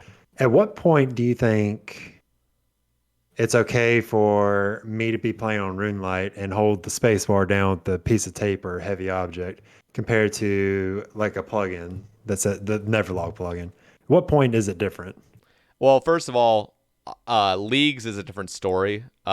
First of all, I'm not actually sure. So I did just do a test where I held down my arrow key to turn the camera, and it'll still log you off after 5 minutes, I realized. So I don't know if space bars do that. I know if you The just move, space bar does not. so it'll keep you logged in. Yeah. Wow. Okay. So I knew the arrow keys didn't work. Um, and first of all, leagues is broken, and we all understand that. And I Okay. understood that to the point where I don't think anybody's going to get banned on leagues. I don't think they're going to put in the resources to ban people on leagues because it's just the whole entire game mode's broken, And so they're not going to be looking for people that are doing it because I can guarantee you there are hundreds, maybe thousands of players that are just 6-hour logging overnight doing some sort of AFK activity. And there's a lot of it with personal banker. Yep. And the fact that like it is against the rules to do that, but it's such a like gray line where nobody really knows. It's the same thing with account sharing. It's all this gray line bullshit. I hate it. I wish they would just be like really upfront with everything and then actually punish those that break the rules rather than it just being this gray line at all times and people take advantage of it for years and never get in trouble. Yeah, I think never log in the main game. There's very very few activities where you benefit from having never log, and it's usually just a quality of life until something is actually just fully AFKable. So yeah, I mean, I'm taking your word for it that spacebar works. I've never tested it myself. I thought the arrow keys would work. It didn't work. But, people, I don't know how NMZ, I've never been an NMZ prod. I don't know if you need to keep repotting all the time or anything, if you can just camp there with Guffin still.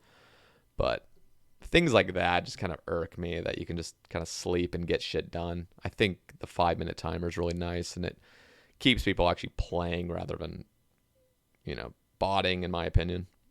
I don't know. But there are things where, like, truly you just want to have that account logged in for alting matters, or you're holding the Tanner at the Crafting Guild, and the fact that you have to keep, like, just dragging your mouse into the client is kind of Mhm. an annoyance. So, like, I don't know. There's situations. I think it shouldn't be a thing, but what do you think? Well, personally, like if you're using the Neverlog plugin for 6 hour ring, I mean, I don't think it should be bannable, to be honest with you. I'm not talking about for leagues. I'm just talking about like let's just say I'm away from a keyboard for 10 minutes. I don't want to log back in because typing passwords can be a hassle if you're up and down consistently. Yep. Like if I'm just sitting there AFK, not doing anything, not causing any harm, Not abusing any mechanics. not abusing anything, not pulling anything into the game, I don't think that should be bannable. Yeah. Honestly. Yeah, that's totally fair. It's just tough because down the line there's going to be even more AFK activities. Like, just simply imagine if there was an endless redwood, for example, just like a spot of like a redwood tree that never deletes, or something like that. I know we have a blisterwood, but you chop it so fast that wouldn't be a good situation or a good example. Something where it's like this actually takes a significant amount of time to fill up an entire inventory of redwoods with an infernal axe. Then like Neverlog becomes more of an issue, and that's just inevitable in the future for super AFK stuff because a large portion of the player base loves AFKing. I'm not one of those people, but I totally understand where they're coming from because they have real lives and they have real life responsibilities and stuff, and so they can't just spend their time playing and focusing on the game at all times. But so like, how do you feel like how these people are getting these 2-day bans, and they're more than likely, I think they're doing something on leagues and they're just holding spacebar down. They're getting hit with the 2-day ban for macroing. So let's say that happens. What makes that any different from people who are doing the same thing but would never log and not getting their what's it called, bans quashed?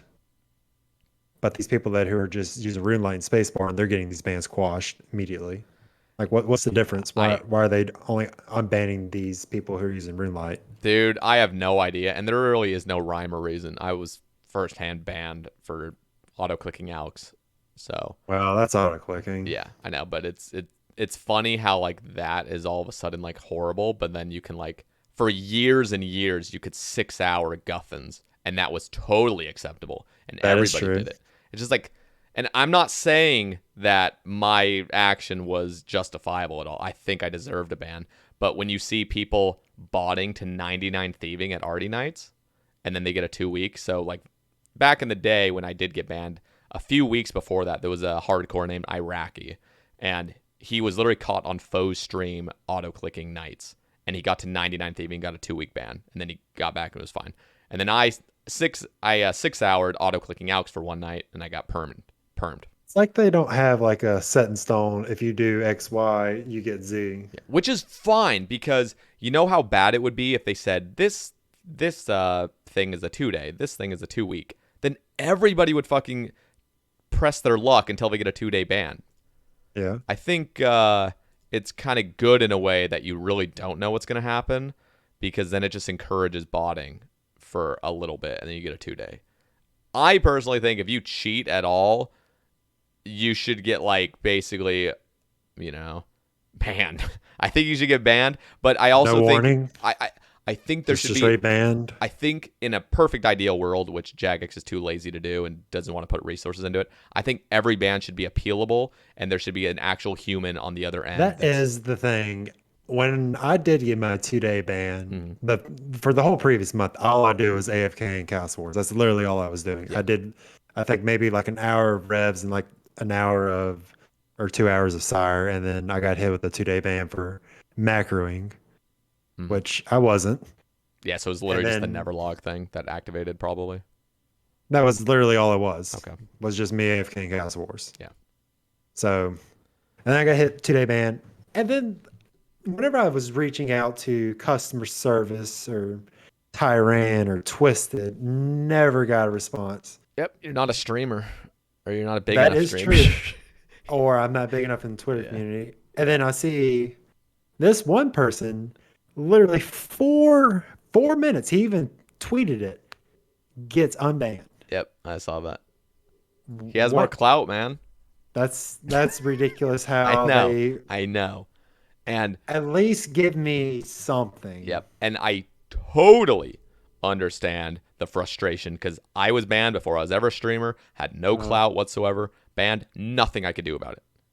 Oh, and their appeal, they don't give you a comment box. It's a drop down checkbox where it's like, hey, I did. Yes, I did this, Yeah, it's or bad. no, I think you made a mistake. That's all you can do. You can't type. You can't talk to a human It's at all. so stupid. It's so It's automated. It's cheap it's for them to do. automated. They don't give a fuck, and they've And already then taken your it's money. just a copy pasta, the same one. No matter what you do, you get the same copy pasta. Yep, it is absolutely beyond infuriating. I literally, it makes me angry to think about that whole situation whenever Yeah, you ban a whenever community. Jagex Ash just says, or Mod Ash says, can't really help you, go to Jagex support, that's pretty much him just telling you to fuck off. There's nothing I'm going to Yep, do. There's yep, nothing they're going to do either. yep.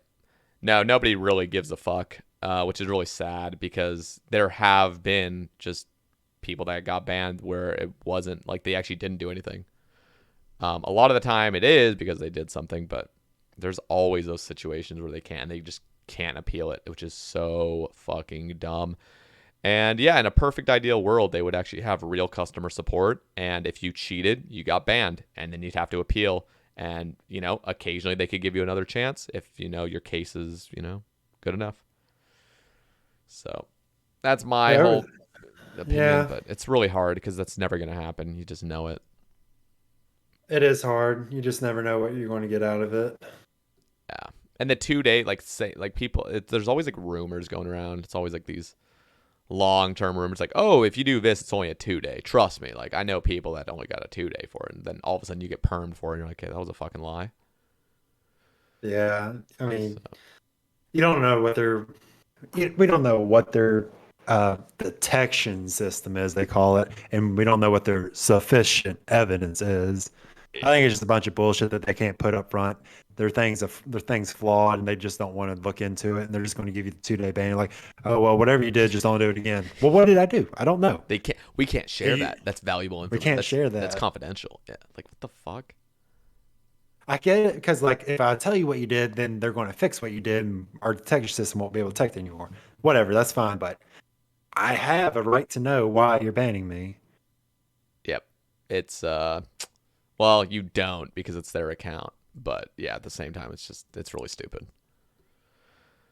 But honestly, that scared me the most when I got banned, and then I really started to understand. Hey, I do not own this account. It's literally Jagex's property, and that really put me into a realization where like, okay, I'm never gonna fucking cross any rules, or I'm not gonna break any rules or get even close because it is literally not worth losing hundreds, and I'm not talking hundreds of hours, hundreds of days now of progress Yeah, where that's true. it's just not fucking worth it. And so anytime they come out with a new rule, and of course I'm also a streamer, so it's like everything's basically displayed. I will not cheat. I will not get close. I'll not even touch that line because I've firsthand experienced how shit it is to have everything taken away from you with nothing you can do. It's horrible. So yeah, that's Yeah, and just you just go in the comment section of these people who do get their unbanned. You just see like 20, 30 comments saying, "Oh, I did this. I asked 2 months ago what happened, and y'all never got a reply." Like, whoever's doing these or seeing these tweets, I don't know what makes you pick them out. If it's clout, then I guess build your clout. I don't know. yeah, it really is though. It was so funny, but like, yeah, it's bad. There's no customer support at Jagex. It's just awful. So, luckily, I haven't had to deal with it. I've been very straight arrowed. I just play my game. Of course, I am very privileged to be in a position where if I ever did get a false ban, I'm pretty sure I could get it removed quite easily because, I people do know who I Yeah, am, so it makes it a lot better for me. So that's a benefit in my situation, but I really hope that just never happens, and I'm never gonna test test the waters. So yeah. By the way, kind of wanted to talk about combat achievements because those came out, and you were one of the first Ironmen to get your Zuck helmet. yeah. So let me go on Twitter real quick. I can tell you when I got it. I was actually the first week when they came out, I was actually in the hospital, believe it or not. I had pancreatitis and it was Eee, so painful. It was awful. But then that Jesus. weekend I was just recovering like the Monday or Tuesday after that, I was doing all like the combat achievements as I could. And I think I was definitely one of the first 10 Ironman, I believe, in solitary for sure. So I don't know how many people outside solitary have, well, Ironman wise, Yeah, have I, it. I think I was the first in Olympus, so there, and that was after you. So I don't think there was anybody in Olympus that had Yes. one. What day did those come out? Because I got mine on September 8th. It came out mid-July because I remember Ginny got Yeah. his about a week. I think it was about almost a week Yeah, and a his half first afterward. one. Crazy, by the way, to think Yeah. to do that in a week and a half. It's mind-boggling. Oh, and speaking of Grandmaster, if you are a Grandmaster and you can show it and prove it, we do have a Discord where we are inviting all the RuneScape Grandmasters into it for events and pictures, like that tweet. What was it? The Reddit post where we were just going around every world, just showing off the Zuckham. So if you want to join that and be a part of it, just DM Sae Bae or me. We'll send you an invite.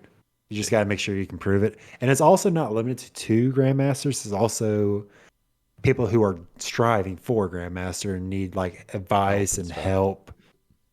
Yeah, I'm not really active in that Discord. I mean, I'm still in it, so I would be glad to I'm not share. active either, but Yeah. I just thought it would be good to shout it It was out. cool too because I mean, of course, I didn't really take advantage of it. I don't think anybody did because it was just masses on day one of Next. But like everyone was Yeah. like, "Hey, we're gonna try to get our own world where it's like grandmasters only." It was kind of exciting.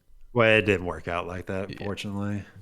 And speaking of when the next combat achievements come out, we are probably going to probably in this Discord, everyone's just going to help each other out with it, more than likely. that's cool. So definitely probably need to link up me, you. I know Golly just got his Grandmaster. Ooh, nice. And then of course Greg Ortner, whenever he gets his twisted bow, he said he's going to do like all the harder ones, like the Hydra time. Hmm. The Hydra time without TiVo sounds like a nightmare. Yeah, it does. And it took me like 30 kills, and I think I was lucky as well to like not lose any ticks using Tebow there, dragon arrows. Yeah. I'd even bring out my dragon darts when the phase wasn't quite over. That one, the Vorkat PB time was horrible. I hated that. loved that one because I checked out Mulgoat Kirby's guide and it told me exactly what to do, and it's fucking fun. I was just resetting. So much fun. I was resetting Ruse for like 3 hours. And then I did a melee only kill and got it on the dot. I was like, "Fuck this, I'm out." The Zolra one was pretty bad because I didn't actually look up any guide. I was just like, you know what? I'm just going to do Zolra the normal way. I know I can get the time, but I'm just going to grind out Zolra for fun. And it took me a couple days to get that time because I wasn't actually trying to go for So the time. my Zora one, like I was like, "Man, this sucks." And then I got the double, like the green into red into blue phase, and then Mm, the west green phase. yeah. And I got a perfect Zora and a 47-second Tebow on the kill. Jesus. I On hit that phase. I hit 350s in a row on red phase. So Fuck. I don't think I've ever had that. I swear to God, it would be very surprising if I've ever done that. nah, that was just pure luck, and there was no skill whatsoever. I killed before like any of the minions spawned. Jesus. Okay, so what do you think about the difficulty of Grandmaster? Did you have like super high expectations of like the insane difficulty of it, or are you pleased with what it I had? think the Inferno speed time could be lower. I think sub 60 would be best.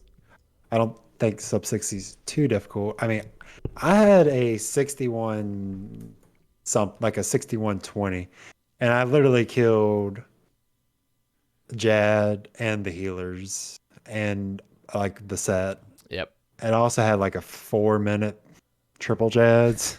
Yeah.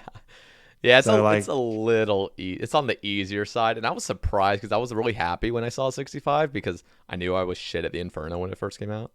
I mean, I don't think I'm by any means like a grandmaster Inferno doer. Yeah, I'm not either. I'm still rusty as hell, and I have the Grandmaster. I did all the tasks, but I still feel really incompetent at the Inferno.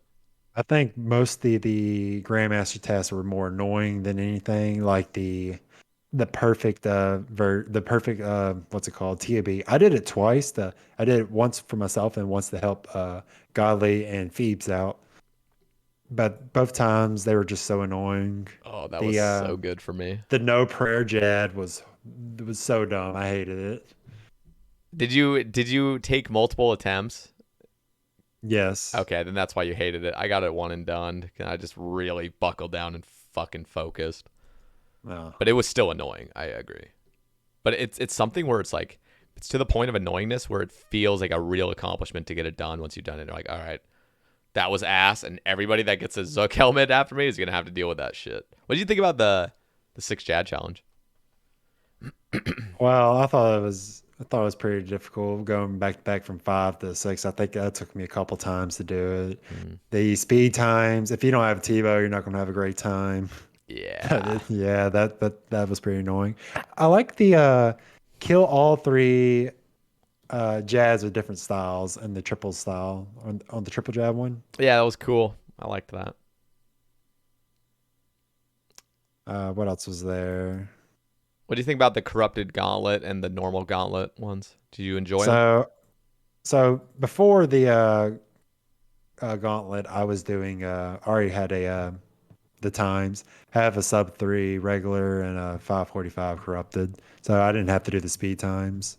The no armor corrupted one was pretty annoying, mainly because like you just have to get food and just hope he doesn't wreck you. Yeah.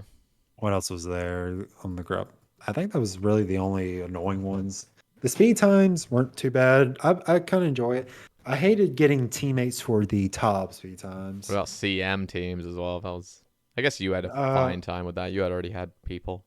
Yeah, I did the trio one with Annuar and Joker. That took like a couple times, but we were just getting completion, so I was fine with it. Mm. And then we did the trio one with you. We had actually an insane time. I remember we had like a 25-minute raid or something. Oh, I don't remember. I just remember I used Lucid Dream for the Lucid Dreams Yeah, team for the five the mans. fives. I had got Blue Binder, Jim, and User Seven, and someone else. So it was literally one and done. Yeah, we won and I done didn't even. both. I forgot to make an overload for myself, and we still beat it by like a minute. I just, I just love like I really loved that Lucid Dream. So Lucid Dream has like a service. I don't know if he's still running it because it's been a few months now, but like he basically was like, "Hey, like we'll do yours for free if you just stream it." I was like, "Fuck yeah, let's do it." Yeah, one and done both the regular and the CM 5 man. I was Sheesh. like, "Let's Oh, the fucking go." regular one was so much fun. I loved it. I just remember. Oh no, I can't remember if we one and done it. No, I think we did, but we were attempting the 5 man before Lucid Dream said he'd step in and help. And they were rough. Like every fucking crab rooms, we'd mess up. It's getting to the point where it's like, dude, okay, just everyone just stop piling in. We just have to have like expert crab people. Oh, you are messing crabs up? That's annoying. It was so annoying. It would just throw the whole fucking room, and it was like it wasn't just one mistake. It would end up just causing like an extra minute. I was like, oh my god, just leave. Yeah, that sounds pretty rough. It was so nice doing with Lucid because I didn't even participate. I just stood Nah, outside. they know what they're doing. Yeah. It's fun when you go with people who know what they're doing. Oh yeah, it And was so relaxing. I'm just fucking there for the ride. mhm. Yeah, good times. What else was there? What do you? They are also talking about changing like rewards. Yeah, I want to talk to you about that. Do you think it's underwhelming, or do you think it's fine the rewards we currently have? Well, in my opinion, they're underwhelming because I'm not speedrunning Zuck. I've got both the Jad and the Zuck pet. Yeah. So it's literally, I'm not going to use triple Zucks or triple Jads. I mean, maybe with the bingo, but probably not. The Uh, next KC is pretty nice. Any of those God Wars dungeon getting ecumenical keys before next had come out for like that Arma is task was true. nice. I do think that they should get rid of boss KCs. I think you should just only have to kill each boss once, and that's fine. What do you I mean? think like Wait, what? or like boss KC task Oh, okay. I see what you mean. because no everyone hates boss KC task. Eh, everyone just complains about them. It's not great. I don't see Yeah. why. I don't see why I have to kill 50 Temperos to be a grandmaster. Yeah, the Temperos and the Wintertodd's a little strange, I'm not going to lie, but I will say there is a benefit in doing that. Like, I was forced to do 133 more CMs because I'd only done 17 when it was released. I'm like, fuck, it's just a time sink at this point. Yeah. And like, I had already gotten the Yeah. times and everything within the first 5, and I'm like, okay, this is just tedious now. But you know what? I will say the fact that they forced me to do that, it taught me a lot about CMs that only time can give me.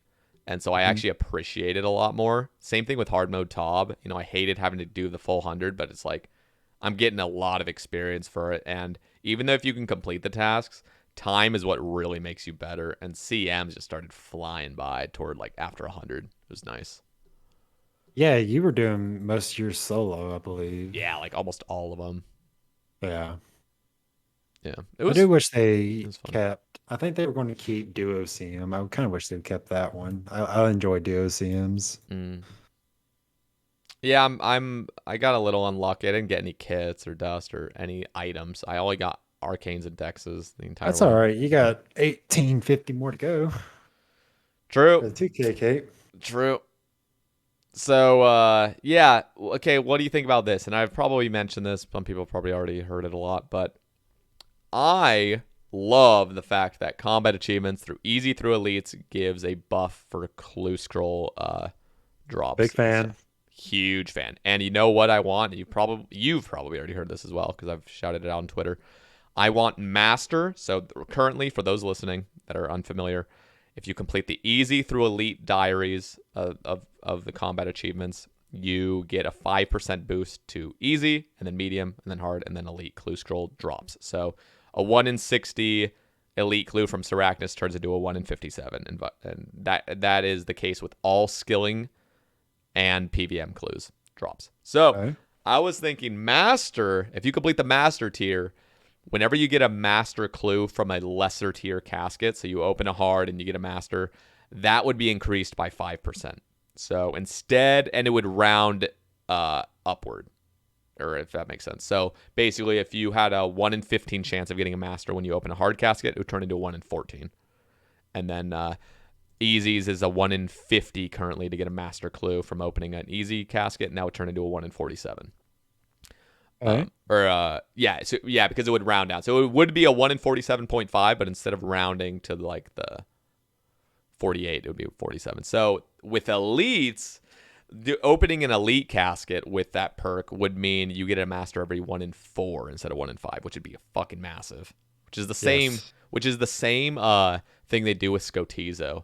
So Scotizo's a 1 in 5 for an elite, and they actually with the elite combat achievement turns into a 1 in 4, which is dirty. Okay. Anyway, so that's my proposal. And then for Grandmaster, I want a 5% increase on Mimic chance. So Mimics turn from a 1 in 15 to 1 in 14. I do think there should be more mimics as well because Mimics are fucking fun. they are. It's so exciting to get them. I think from elites they should be 1 in 20, and for masters they should be 1 in 10, in my opinion.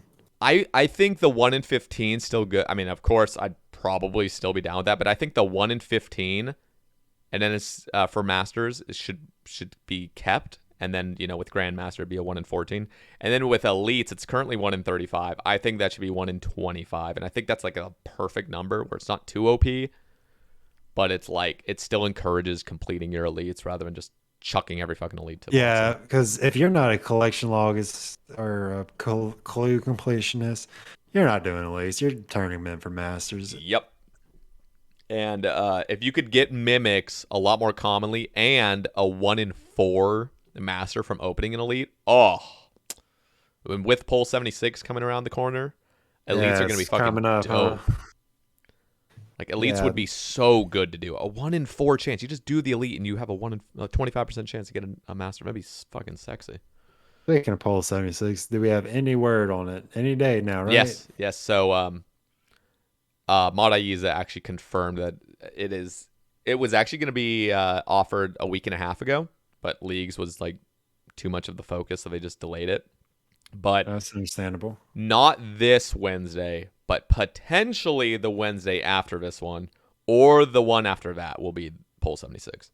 And again, then we have to wait for the polls to go through. Hopefully it passes, but fucking I'm already banking on it, so please community, do me a favor, vote yes.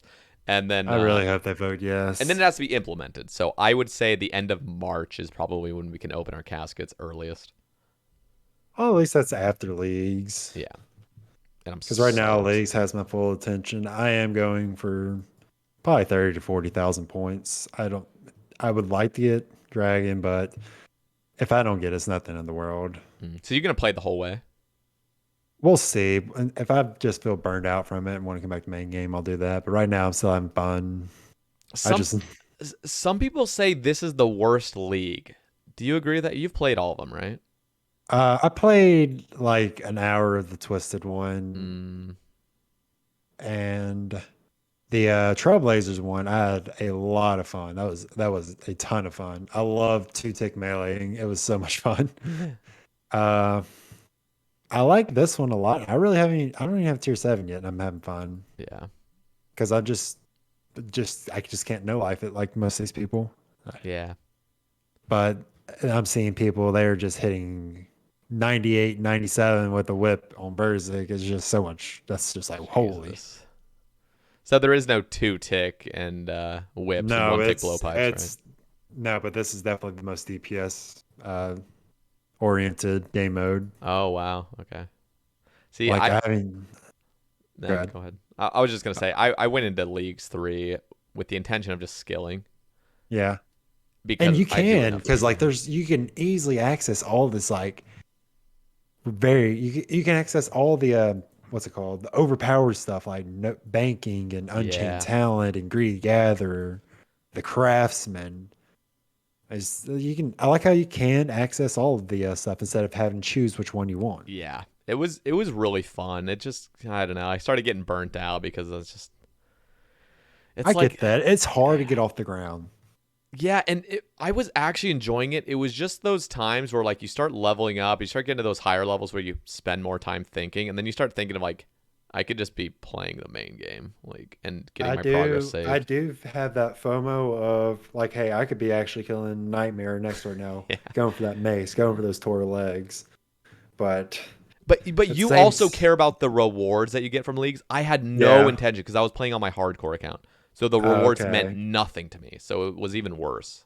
Yeah, I do want that void in the cannon. Yeah, that cannon's just gonna be everywhere. You know it. It just looks so bad. I love it. It is just so out of place. It's like an eyesore, but like, you know, if I had it, I'd still use it just because it's new. I'm sure someone's going to make a plugin where it makes every cannon look like the dwarf cannon, how it normally does. Probably. So you don't have to worry about that if you don't like how it looks. No, I don't mind. But some people have a big problem with anything that comes out that's a different cosmetic. I remember, dude, people were bitching about them changing the shade of herb patches to correlate with their herb. I'm like, why would you have a problem with this? This is fucking good. I like it. I loved it. People just have a problem with anything, which dilutes when things really are an issue. Because they complain about everything, and then like whenever there truly is a complaint, you can't even tell the difference. You're just complaining. So if people would fucking stop complaining about every goddamn thing, it would mean more when something is bad. Anyway, so the whole canon thing, it's the same people complaining over and over. I'm like, okay, I don't even care. In fact, it makes me play devil's advocate even harder, and it makes me want the canon, even though maybe I was one of those people that didn't like it at first. Yeah. Interesting. Okay, so I've talked to you, and back when you used to stream, I was bothered by the fact that you would bring a bone crusher for dragon tasks and stuff like that. And you're not really a skiller. Like, you have a shit ton of XP, but you mostly like collection log rather than the idea of 200 mil all, sounds like. I do, but then again, I'm also banking like every like bone that's noted, like dragon bones, and I do not bank. Sorry, I always bank my superior bones as well. Okay, it's just so whenever it's convenient, it's just kind of like whatever. Yeah, I'm not going out of my way to collect all this XP or anything like that. I do like having I haven't done a farm run in 3 years. How's Nex And treating you? Do you have enough for Nex? but the thing is, like I do so much PV in my profit. Oh, okay. I've got 15K toe flax and 9K Jesus. That must bruise be from Chambers, right? And just TOB. You've chambers done and TOB. so You fucking just get much. so much stuff. It's ridiculous. Like you have the 2K TOB cape. I do have 2K TOB cape. Yep. And you'll eventually. That's crazy to think that, like, if you ever go for 2K CMs, just the amount of herbs you get is just crazy. I do enjoy doing my CMs. I enjoy doing team one solos. They're a lot of fun. I think I like CMs more than I like TOB, but I don't know. 5-man hard mode top with that efficient team is just so fun. Like how we were getting your last few KC, how quick those were. That was fun. Yeah. Sometimes I have that debate in my mind, like, what's better, TOB or Chambers? Like, what do I actually like more? And I think it's really tough for me because I don't do either of those pieces of content anymore. Mm-hmm. But I think I'd still kind of lean toward Chambers simply because there is a solo aspect to it. I don't have to find a team. Yeah. Are you ever going to do go back for the what's it called? The sang staff? Yeah, I will go back. It's thing is it's gonna become not that essential. I think it'll be really good for raids 3 until you get the wand. Like it'll be best in slot until you get the wand. And if I go dry on the wand, I'm gonna be fucked because using a trident there. Insane. Yeah. They are still gonna be doing a reworked blog of the raids 3 rewards, it sounds like. I feel like we just haven't been updated in months. I think they need to update that range armor. The Masori Add equipment. Ernix there. Masori equipment's pretty damn underwhelming, and it's just weird. But I see. I don't really know much about Pernix. I know a lot of people played Arceus, so they know all about this stuff. What did Pernix have to offer? Just more HP and like a little bit better DPS than Arma. Okay, It's so really it was a HP straight effect. up upgrade over Arma in every capacity, like defense and everything. And then it From also what I can remember, I believe so, but I'm sure someone's out there cringing, saying like, "No, this so and so was better in this position, but not in this one." okay. I can't be like word for word, like, yes, it was a straight upgrade. But it's like the equivalent of Bandos to Torva, but a range thing, where it's just pretty Probably, much yeah. better. Yeah, I think, well, one thing I really want, and I've said this multiple times, is I think Barrow's equipment should never be best in slot anymore. This shit came out in 2005. The fact that Carol's is still like the go-to for mage defense meleeing is really silly. Yeah. I think if they came out with a range armor, I think it should have no negative offensives, and it should be best in slot mage defense. It can be also best in slot range accuracy as well. That's fine. Maybe a little bit of range bonus. But I want Armadillos to still barely have a place, but it won't really because simply just anything with range damage bonus will just be better. But I would like it if Armadillo had higher like melee defense and range defense, but this new armor had super high mage defense with lower on the others. So just like fucking beefy for mage attacks. I think, I would love that, and it would benefit me at Sarachnis. I know this is not a Sae Bae agenda. I'm just saying it would benefit me. I shouldn't have even brought that up because now people are going to vote against it, but that's my idea. Well, I'm also a fan of we need to move on. I'm glad that they didn't go with the barrage only mage Virtus roads. Oh, yeah, that shit was weird. It just I think, seemed too niche. and the people that are saying it's not old school, we don't need to add it. Well, I can promise you, we are very far from old school at this point. Oh, yeah. Especially when you look at how, like, I had that realization when I was doing Bandos for my Bandosian piece to craft my helmet. Yeah. I realized doing that method that GE Challenge came out with, where I was like, yep, we are getting to RS3, where it's like you can stay in a God Wars dungeon room for hours. Well, those metas that technically have always been there. Bofa's Well, just Bofa 30. not, no. But yeah, I understand But- range is always, And kiting, that's always been a thing. It's just never been optimized. it's crazy. It's so much better than 7-0. It's just like, You got me wanting to try it. dude, it's fun and it's so much better. So much better. And I think one of the best parts about it, and you can already do this with 7-0, but GE Challenge just showed it off a bit better. You don't even need blood barrage or anything. You go in with thralls and you just survive off the food and the bones to peaches.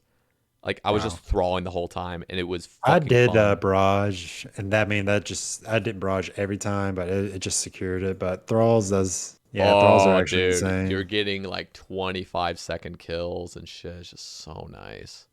You Yeah, it take does sound no pretty damage. nice. And now that you have the Van braces as well, it's even more insane. It's fun. I feel like I do want to go back and get another Bandos plate and Tassets just so I have Bandos and Torv in the bank, but it's not like a huge priority as well. Yeah, and you don't wait, do you have Bandos pet? Yeah, I have Green Log. Damn. What God Wars dungeon pets do you have? I know you have Cree. Uh, Arma and Bandos. I Okay, have Bandos. Okay. everything but Staff of the Dead, Creel pet, and Sarah pet on the log. I still to this day don't have any God Wars pets. Oh wait, no, I have Nex. Never mind. Take it back. I got. Oh, there you go. Yeah, I mean, I spooned them. I had like 600 KC for Grottor and 1400 KC for Arma. Mm, Arma sucks. You're fucking lucky. Yeah, I was so happy I completed that one. I mean, I wouldn't mind doing 7-0 Bandos because whenever I was going for, because I had Bandos pet, but none of the items on the log. So whenever I was going for all the items, and I was doing 7-0, I was enjoying it. I was getting like 60 kill trips and like it was nothing. I would Yeah. have hated it trying to learn, what's it called? Uh, Melee flicking. I'm not a huge fan on God Wars flicking. I fucking love God Wars flicking. Love it.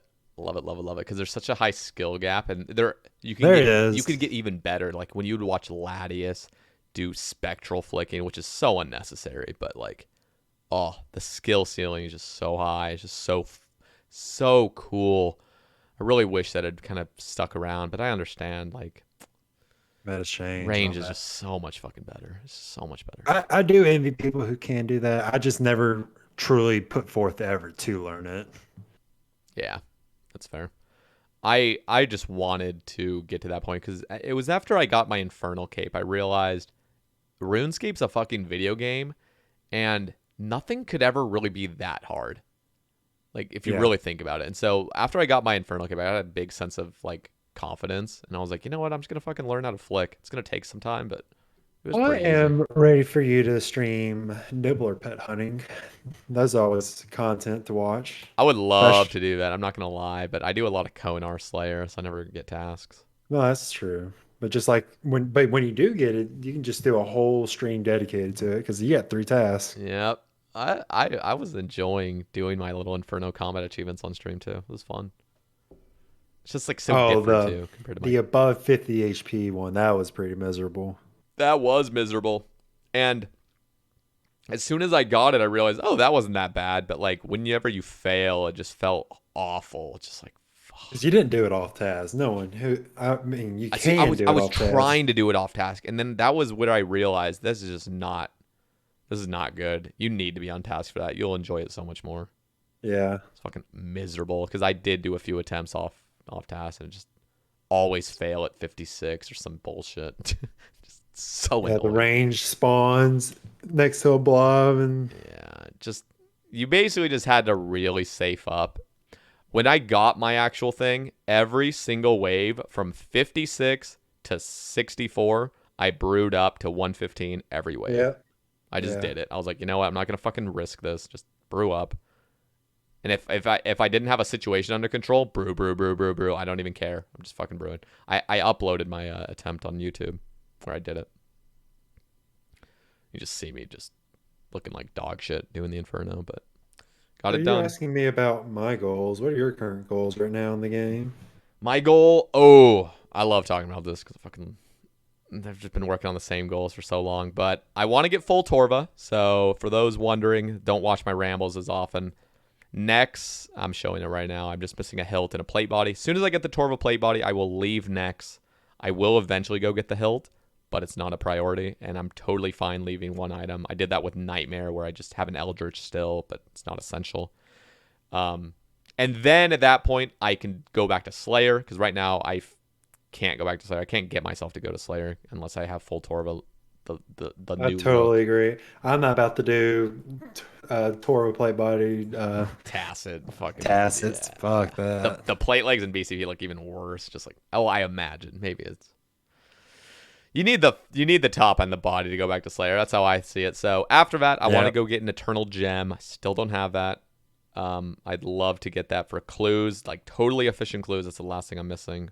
Plus, when the RC minigame comes out, it's going to offer new stuff. And then eventually, and already I can go back to Seracnus. So whenever I don't have a next team, I go to Seracnus or Corp. Corp I can go back to. I want to get an Arcane Sigil for Raids 3 to prepare, and that's pretty much my goals for right now. All right. Bunch of them. And you? I know you've already kind of talked a little bit about them, but Yeah, so basically I'm flip-flopping between Nex and P&M. I'm a little bit over 1700 KC. I think I'm 1762 KC right now, I think. And I need the Mace, the Harm Orb, and the Eldritch. I really hope I get the Eldritch and Harm next and Mace last, because if I'm camping for an Eldritch, it's not going to be a fun time. yeah, I wouldn't mind. See, I think it'll be fun to go back to Fasani's once I have a ward and a wand.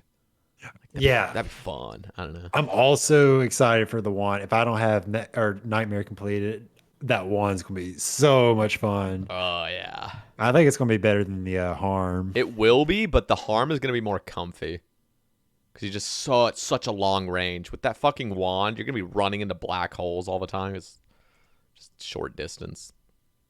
Yeah, how long is the Trident? What's the long range on I Trident? believe the trident is 7. And then what's the wand The supposed wand to is be? 6, which is not that bad. It's really not that No.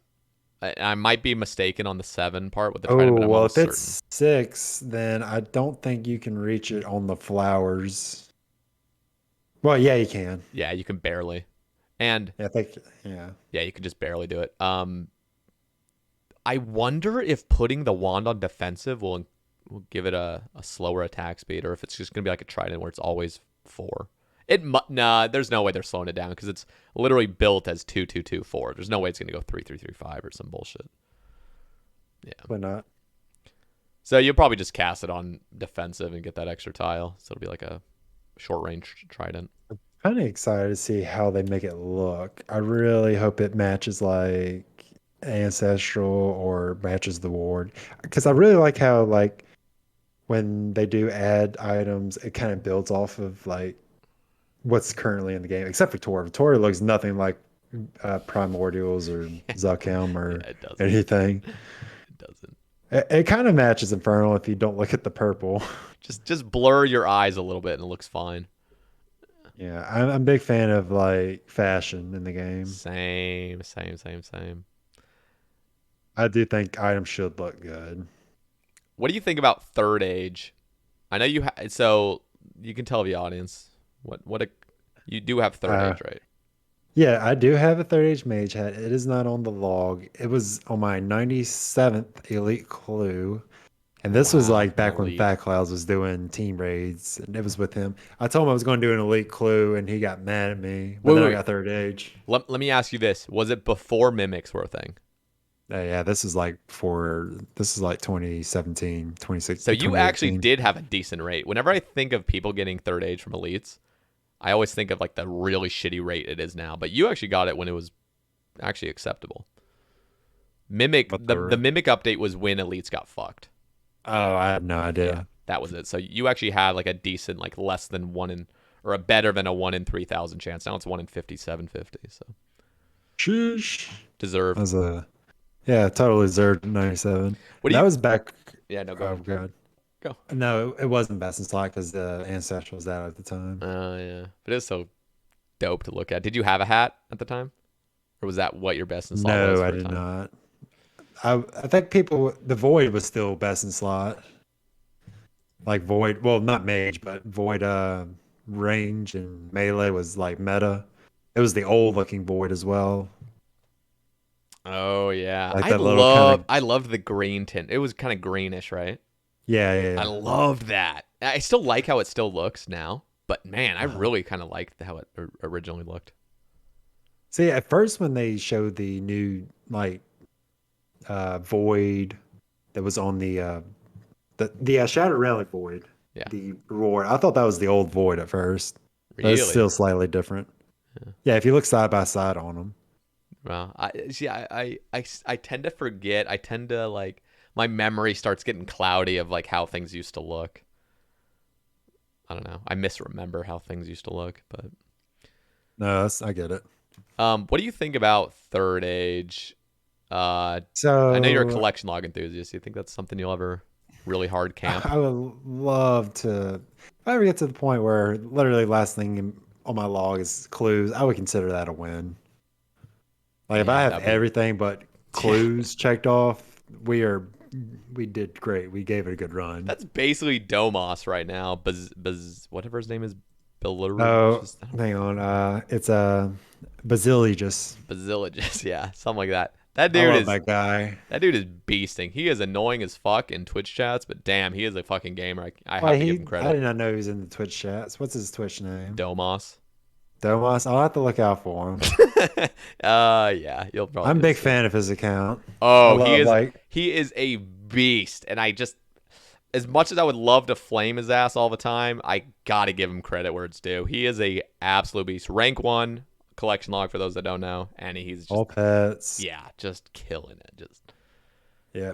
he puts in the time, like fucking He beast. actually said he really enjoyed my videos, and I was very flattered by that because, in my opinion, he's a legend. I know a lot of people don't like the collection log, but if you're in the collection log community, you know who Basiligus Oh is. yeah.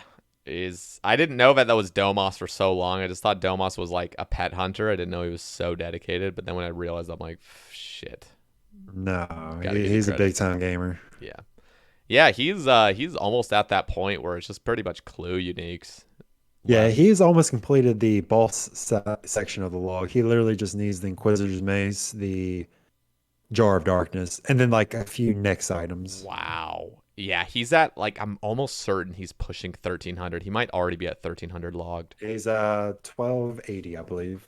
Okay, that is insane to be double digits away from completion. No, that is insane. I think he's missing like one Slayer thing as well. Like the like one of the metal dragon items. Okay. Yeah, he's out of control. I love that is the end game though. That Third Age is like the gatekeeper where nope, oh you want a complete collection log? Good fucking luck. Plus, Yeah. yeah, I'm pretty sure Jagex has been teasing for a while now a new Clue expansion. Probably comes out next year, I'd guess. I'm thinking there will be as well. I think there will be one with Pole 76. No, no. You don't think? Nope. When was the last time we had a Clue expansion? I don't think they're doing it. They might have another Clue question, but they're not doing a full expansion. And the reason is because Aiza said that if they ever do a Clue Scroll expansion, none of the previous caskets you've had will be retroactive. Oh, But that this sucks. update will be retroactive, and he confirmed that.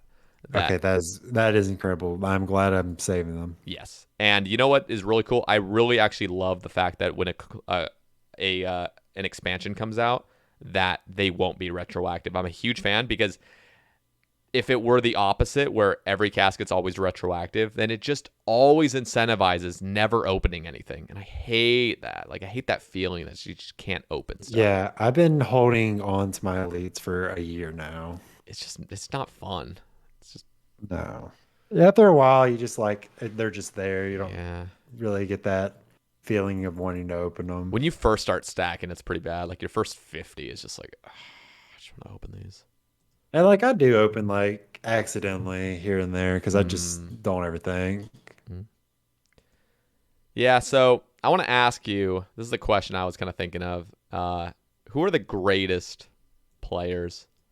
I guess we could just say players in general, as in just, however you want to phrase it, or best Ironman PVMers or best main collection log. Just When you say PVMers, you mean hours put in? Do you mean it's up to you. skill based? There are just players, and so I think of a few players. Like I think of Jai Hai. He is an absolute machine, and he just goes fucking hard. I think of Ginny. just total fucking beast. First ever to complete grandmaster. Always gaming hard. I think of Domos, rank 1 collection log. Casey's a fucking beast. Like, for any reason, do you have any shout outs that are just like beast gamers? Oh, you always got the legends like Casey and people who just set the standards like Higer, and you got Bamp, who was first iron for all pets. And then I'm gonna just shout out the homies from Plank City. You got User Seven. He was a world record holder for 12 hours at Chambers for solo Cox. And then he For got 12 hours. 12 hours, and then some. I don't remember who it was. He had a 14:20. He beat the world record by a tick. Damn. 12 hours later, someone beat it, got a sub 14. That was the first sub 14. Fuck. Yeah, so Totally there was overlooked. that. Yeah, and then you got Ross, man. I love that dude. He is a straight idiot on voice, but I love that guy. He's a gamer. Yeah, we talk all the time, and we always just mess with each other. It's fun. And then you got who else is there? You got Joker. He is a veteran Ironman. You got Jamwa. All the boys in solitaire. There's a lot of gamers in there. A lot of people that you just don't ever know who they are. That then you look them up and you're like, okay, this guy games. You got Geese. You got Jamwa. You don't know who they are, but they are like in-game Ironman. They are beyond. They're so efficient with what they do. And you got who else is there? You got Berated. You got Phoebe, Syndra. A lot of big time Ironman. Yeah. And then, of course, I'm going to have to shout out Iron Godly and Greg Ortner. Iron Godly was world record holder at one point for Ironman for solo Cox, long time ago. And then Greg Ortner, he's just a beast. Everyone knows who he is. If you see Friend, make sure you shout him out. If you call him Dovidas, he will put you on ignore. This is a warning. So wait, what you're saying is he will ignore you for a simple mistake, but he expects Roydy to unban him. Is that what you're saying? It's kind of like, little confusing there. Well, to be fair, Roydy doesn't even know why he banned Greg Orton. He said he's been harassing him for years, but it's been like 6 months. Well, I'll call him Dovidas and we'll see how he likes it. I'll do it for years now. Yeah, who knows? I don't know the full situation. I just think it's funny that he's still banned there. Shout out Roydy. He's a Sae Bae, one of the Sae Bae alumni. Same with you now. So I will have your back forever. You don't mess with the Sae Bae cast, people. Just give him a chance, man. You think Roydy's listening to this right now? He's busy playing leagues, man, streaming. I don't know. He might. Someone's probably going to tell him. I mean, there's going to be one guy that's from Roydy's community that's going to tell him. And then I'm going to get banned. I've never said anything in his chat. Yeah. Okay. A little bit off topic, but for those that don't know, you were pretty into fitness. I don't know how that's still going after like COVID and everything like that. But you have anything to say about your kind of fitness journey? I know you got fucking massive at one point, just fucking buff. But so like right before COVID hit, I was quote unquote power lifter. I just ate shitty and I just lifted really heavy. I had some decent PRs. I'm not saying like I was the strongest person. By all means, I was not. And then like COVID hit, and then like diet went out. There was no gym open. Nothing. The only thing that was open was drive-by fast food. And I was just eating whatever I could because it was the end of the school year. I was just doing whatever I could to survive.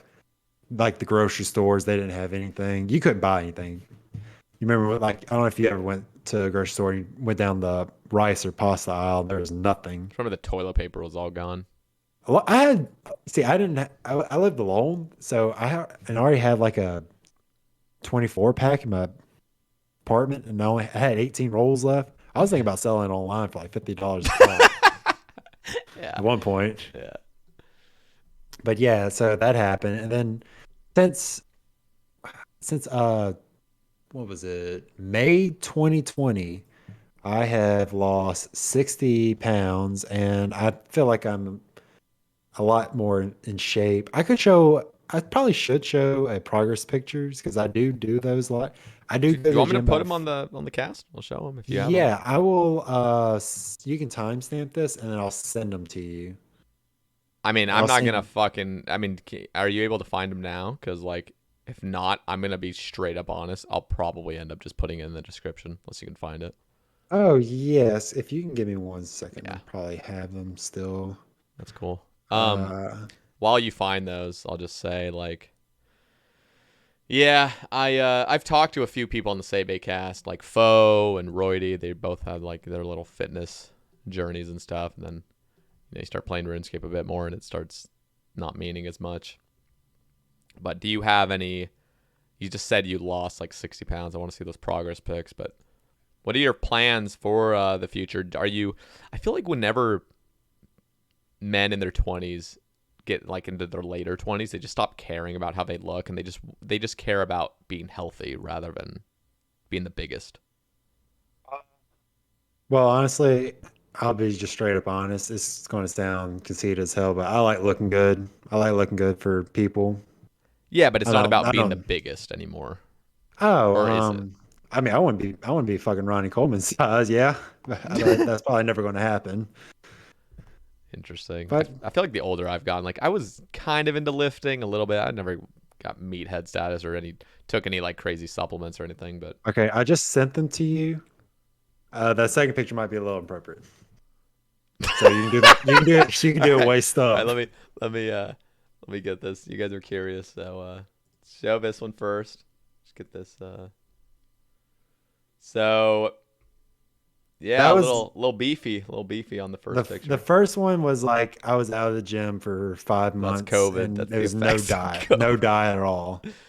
Yeah. And then that other picture has a timestamp on it. All right. Let me.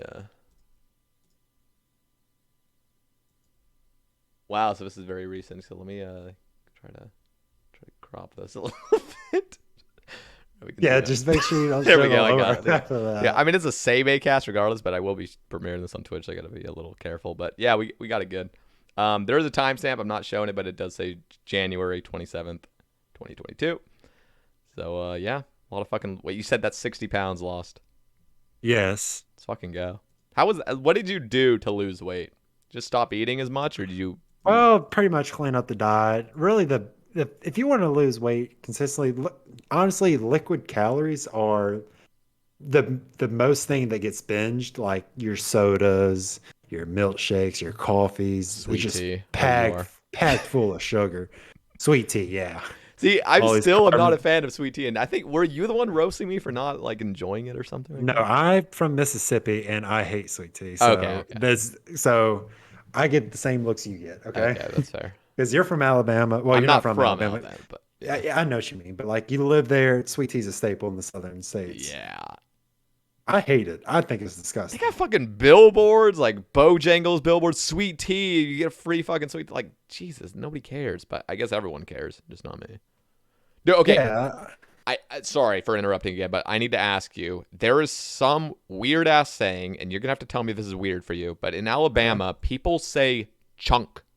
They say the word chunk for chuck, as in like I'm gonna chuck this paper in the trash. They will say I chunked this paper in the trash. Is that a thing in Mississippi? You say that? Mm, I don't think I've heard it, but like I probably have heard it. Like words get slurred very much in the South, if you ever noticed, They because do. people are kind of big and they kind of just slur the words because it's costs a lot of energy to talk. No, but like it's genuinely chunk. And in fact, the reason I even thought of that was because there was a billboard, and I was just talking about billboards. There was a billboard with it was a professional looking billboard about something about like throwing away files or some shit like that. And it said chunked on the billboard.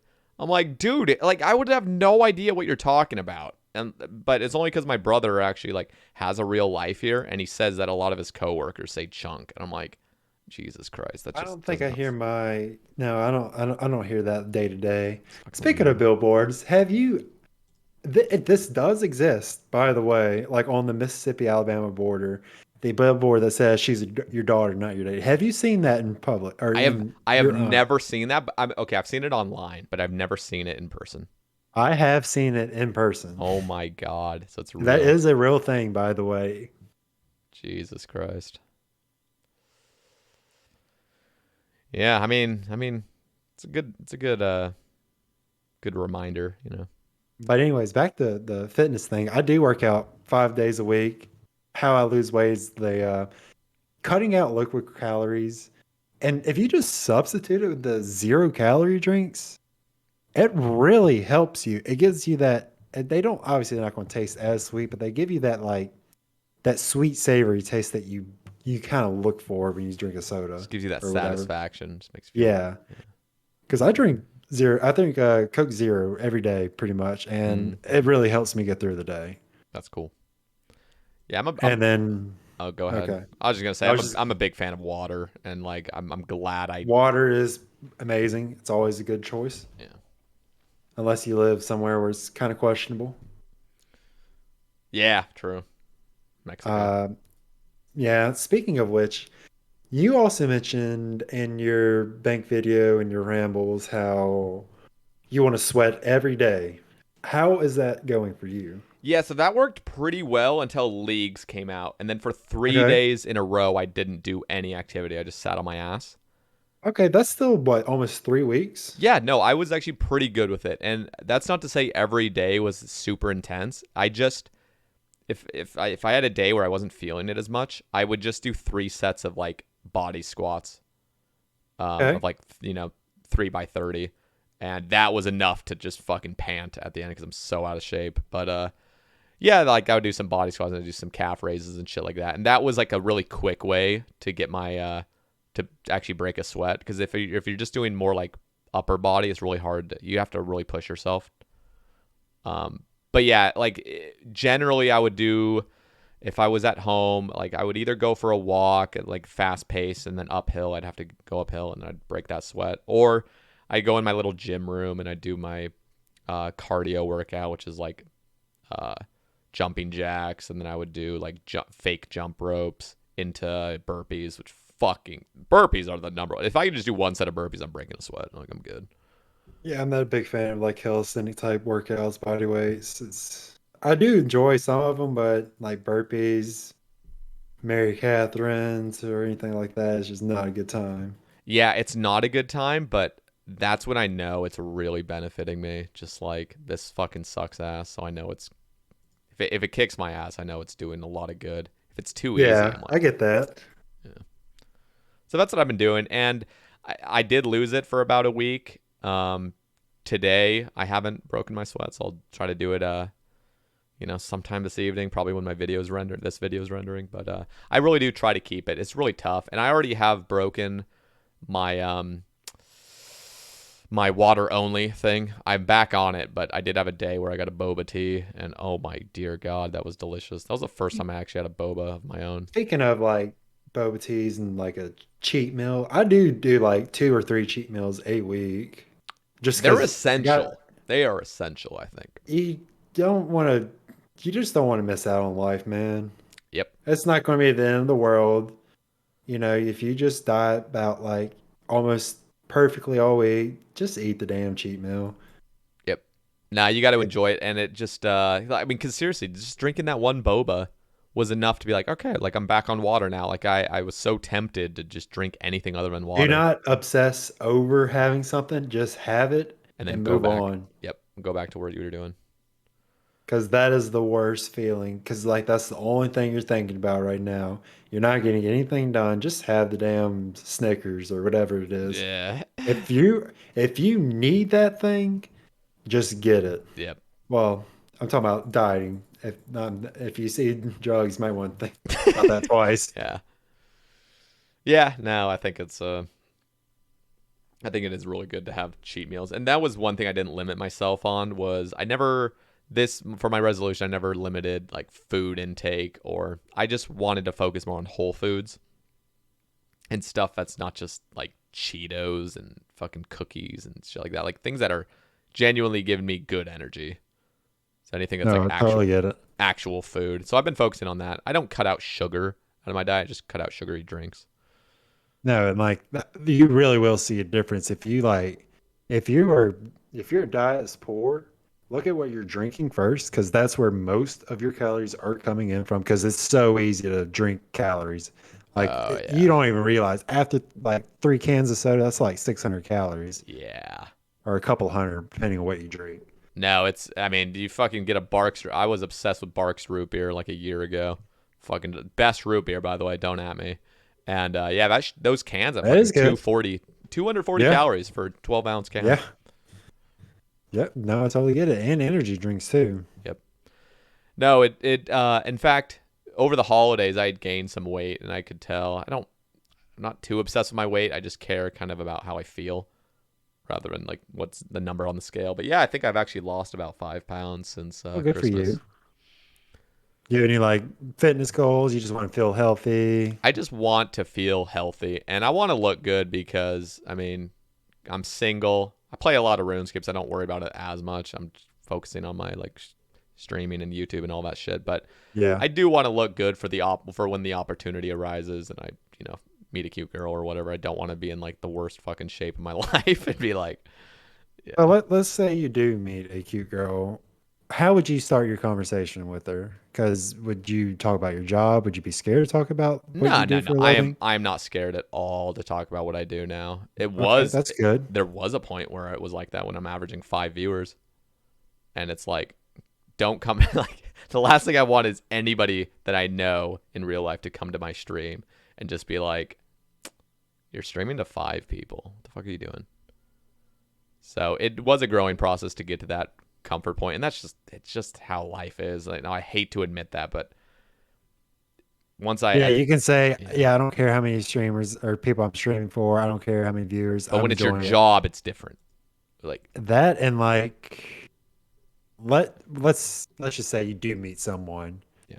Can you tell them that?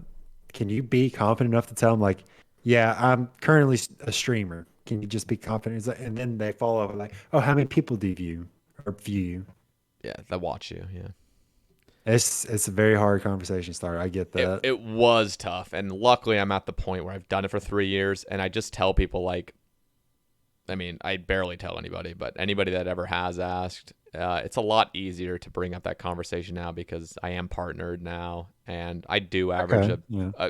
what I find is like a nice amount of viewers, like 70 to Not many people, 200 yeah, generally. and not many people do know what Twitch is. So Yeah, you'd be yeah. surprised. You'd be surprised. Yeah, no, I agree because when I was in school, I mean, I guess Twitch was newer then as well, but yeah, there was very few people that knew what the fuck it was, and those were like my age group as well. So have you tried? How are you trying to meet these women? Are you doing dating apps? Are you going out? Yeah, so believe it or not, well, here I'm not going to talk about this story yet. Maybe I'll talk it on a ramble when things start picking up. Okay. But there is a girl I'm interested in. But yeah, a lot of the time I am stuck at home, and so online avenues are probably the best. But I'm not actively looking for anybody right now because I don't feel like I'm at where I want to be. And a lot of it is I like totally get that. a lot of it's like I'm in this transition period as well where I'm still living in this apartment and we're going to be moving in like probably 3 or 4 months. Okay. And so my brother bought a house out here because this is where his career is. And so I've been living with him for 3 years. We've just been moving to apartments and shit, but we're going to move to a nice ass house and I'm going to have Yeah, I like, plan on moving into my own house and by the end of this year. oh, that's fucking sick. That's exciting. Yeah. So that I feel like that will all be a really nice change. And of course, life events like that they're not that, I don't know. It's like getting Twitch partner. It's like it seems like such a cool thing and then you have it and you're like nothing's changed. So I'm not expecting any crazy changes to happen, but it is something where it's like I want to settle down for a little bit. And it's not like I'm living there for life. It's with my fucking brother. But I do want to live there for probably a year or two and just have a nice area where I can stream and grow and I don't know.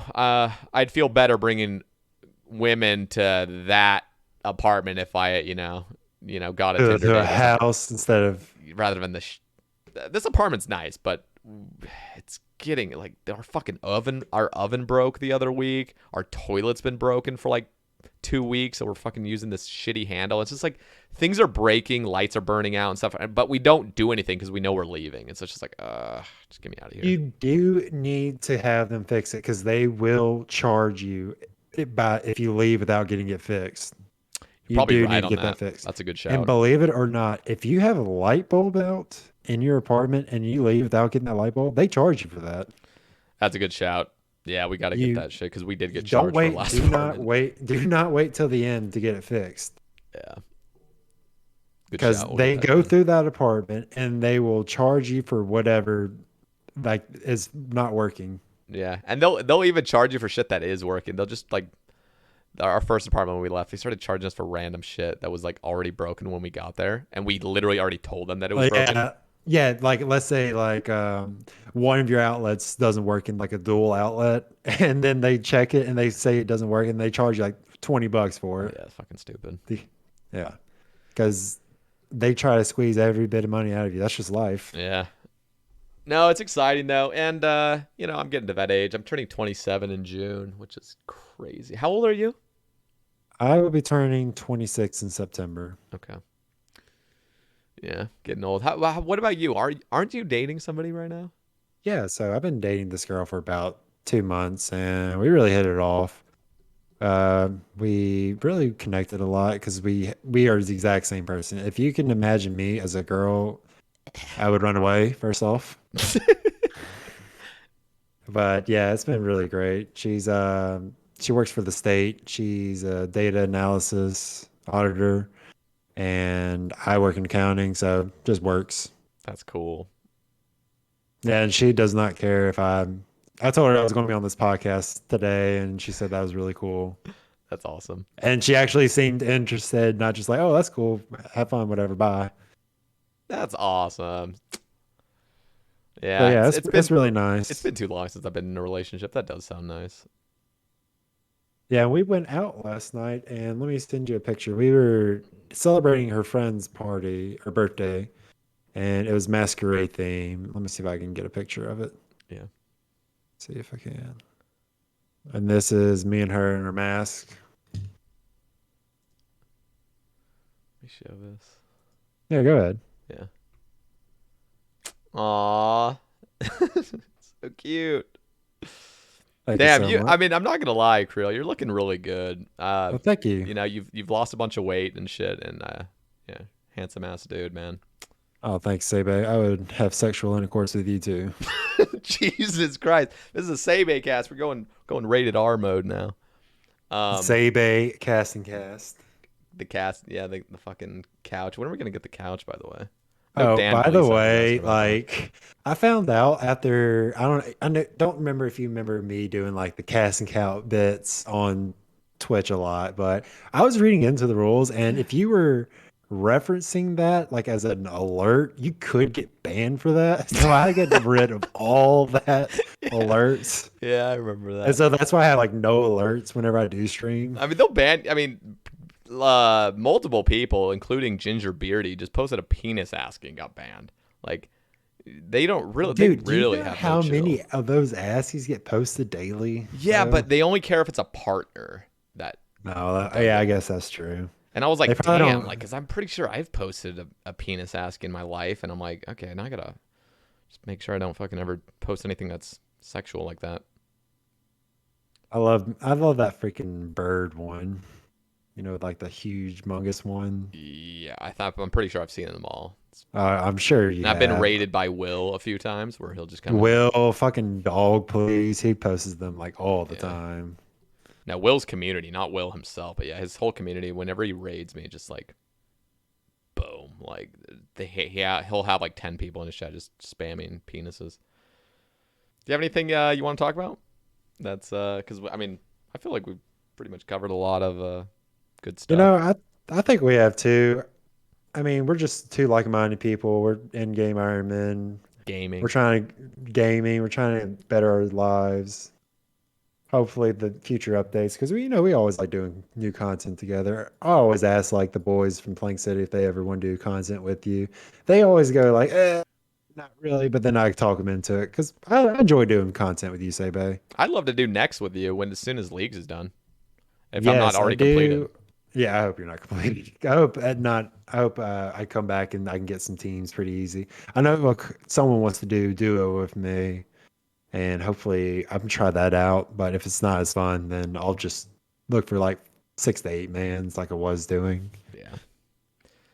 But we'll definitely have to do tombs together. Get on voice as well. I'm fucking dude. I really hope that Tombs of Amascut is soloable, but like still efficient. It doesn't need to be the most efficient, but I still want it to be like a viable option where I can just go in by myself and set up my invocations however I want. That is another thing. I do enjoy solo content way more than teams. Yeah. Which is sad because like I'd almost wish that I did enjoy team content, but I just don't. And I feel like the majority of the community doesn't. There are people that are very passionate about like team based content, but yeah, damn, as soon as you really get into this game and play a lot, it's like the team based. Because you don't want to wait on people. You just want to get in there and do the content. Yep. At least that's how I feel. That's how I feel as well. Well, Creel, I think we'll wrap things up. I would ask for shout outs, but I mean, we've already shouted out the Kettle Boys shout and the out Plank City. Shout out Greg Ortner. Please get unbanned. Shout out Iron Collie. Shout out Zuck, aka J-Flow. By the way, if you see the name Zuck in game, that is the boy. ZUK. You got that name. Yeah, ZUK. He got that name. That's insane. Yeah, it's a pretty good name. User 7, all the Plank City boys. Love y'all. You too, Sae Bae. Creel, it was an absolute pleasure. Fucking love talking to you. And I'm glad that, we came out of Iron Clan unscathed and we keep playing. And it's just cool to see your progress. And listen, guys, Creel makes YouTube videos, makes really good quality progress vids that don't have any filler. So if you guys want to check it out, it'll be in the description, as I said earlier. And I'm just going to link your Twitter and your Twitch in there. I know you don't stream as often, but I'm still going to keep it in there. So drop a follow, guys, on both. And yeah, pretty much it. Next week, I probably won't be there for. I'm sorry. I probably won't be there for the premiere, but if you do leave a comment on YouTube, I'll try to look at each one and reply. Hell yeah. So leave a comment, guys. Leave it nice. Don't be too mean, If you're going to be mean, just don't expect me not to be mean back. Yeah. Anyway, guys, I really appreciate you guys listening. We're gonna have Eevescape on the next week's cast, so that'll not be just in 2 days from now, but it'll be the Tuesday following. And then we are planning. It's not confirmed yet exactly the dates. I'm still working with them, but we plan to get Jake C on the cast. So he is the Feels Incredible man on Twitch, and he had banned for a little bit. He got unbanned. And he's back, been streaming full time, it looks like. And we are also going to be getting Hona on. I think it's actually pronounced Huna or Huna or something like that. I think the accent's on the left. Anyway, it's the hen in some different language. Again, I'm very uncultured. I'm American, but she's a great streamer, and I'm really excited to talk to her. So we're going to kind of set up those dates. And yeah, I hope you guys are looking forward to it. If you guys like the Sae Bae Cast, be sure as well, if you guys want to offer a $2 pledge per month to support the Sae Bae Cast, you get your name on the title screen. And yeah, that's it for me. So thank you, Creel. Thank you again. We'll catch you guys on the next one. Bye.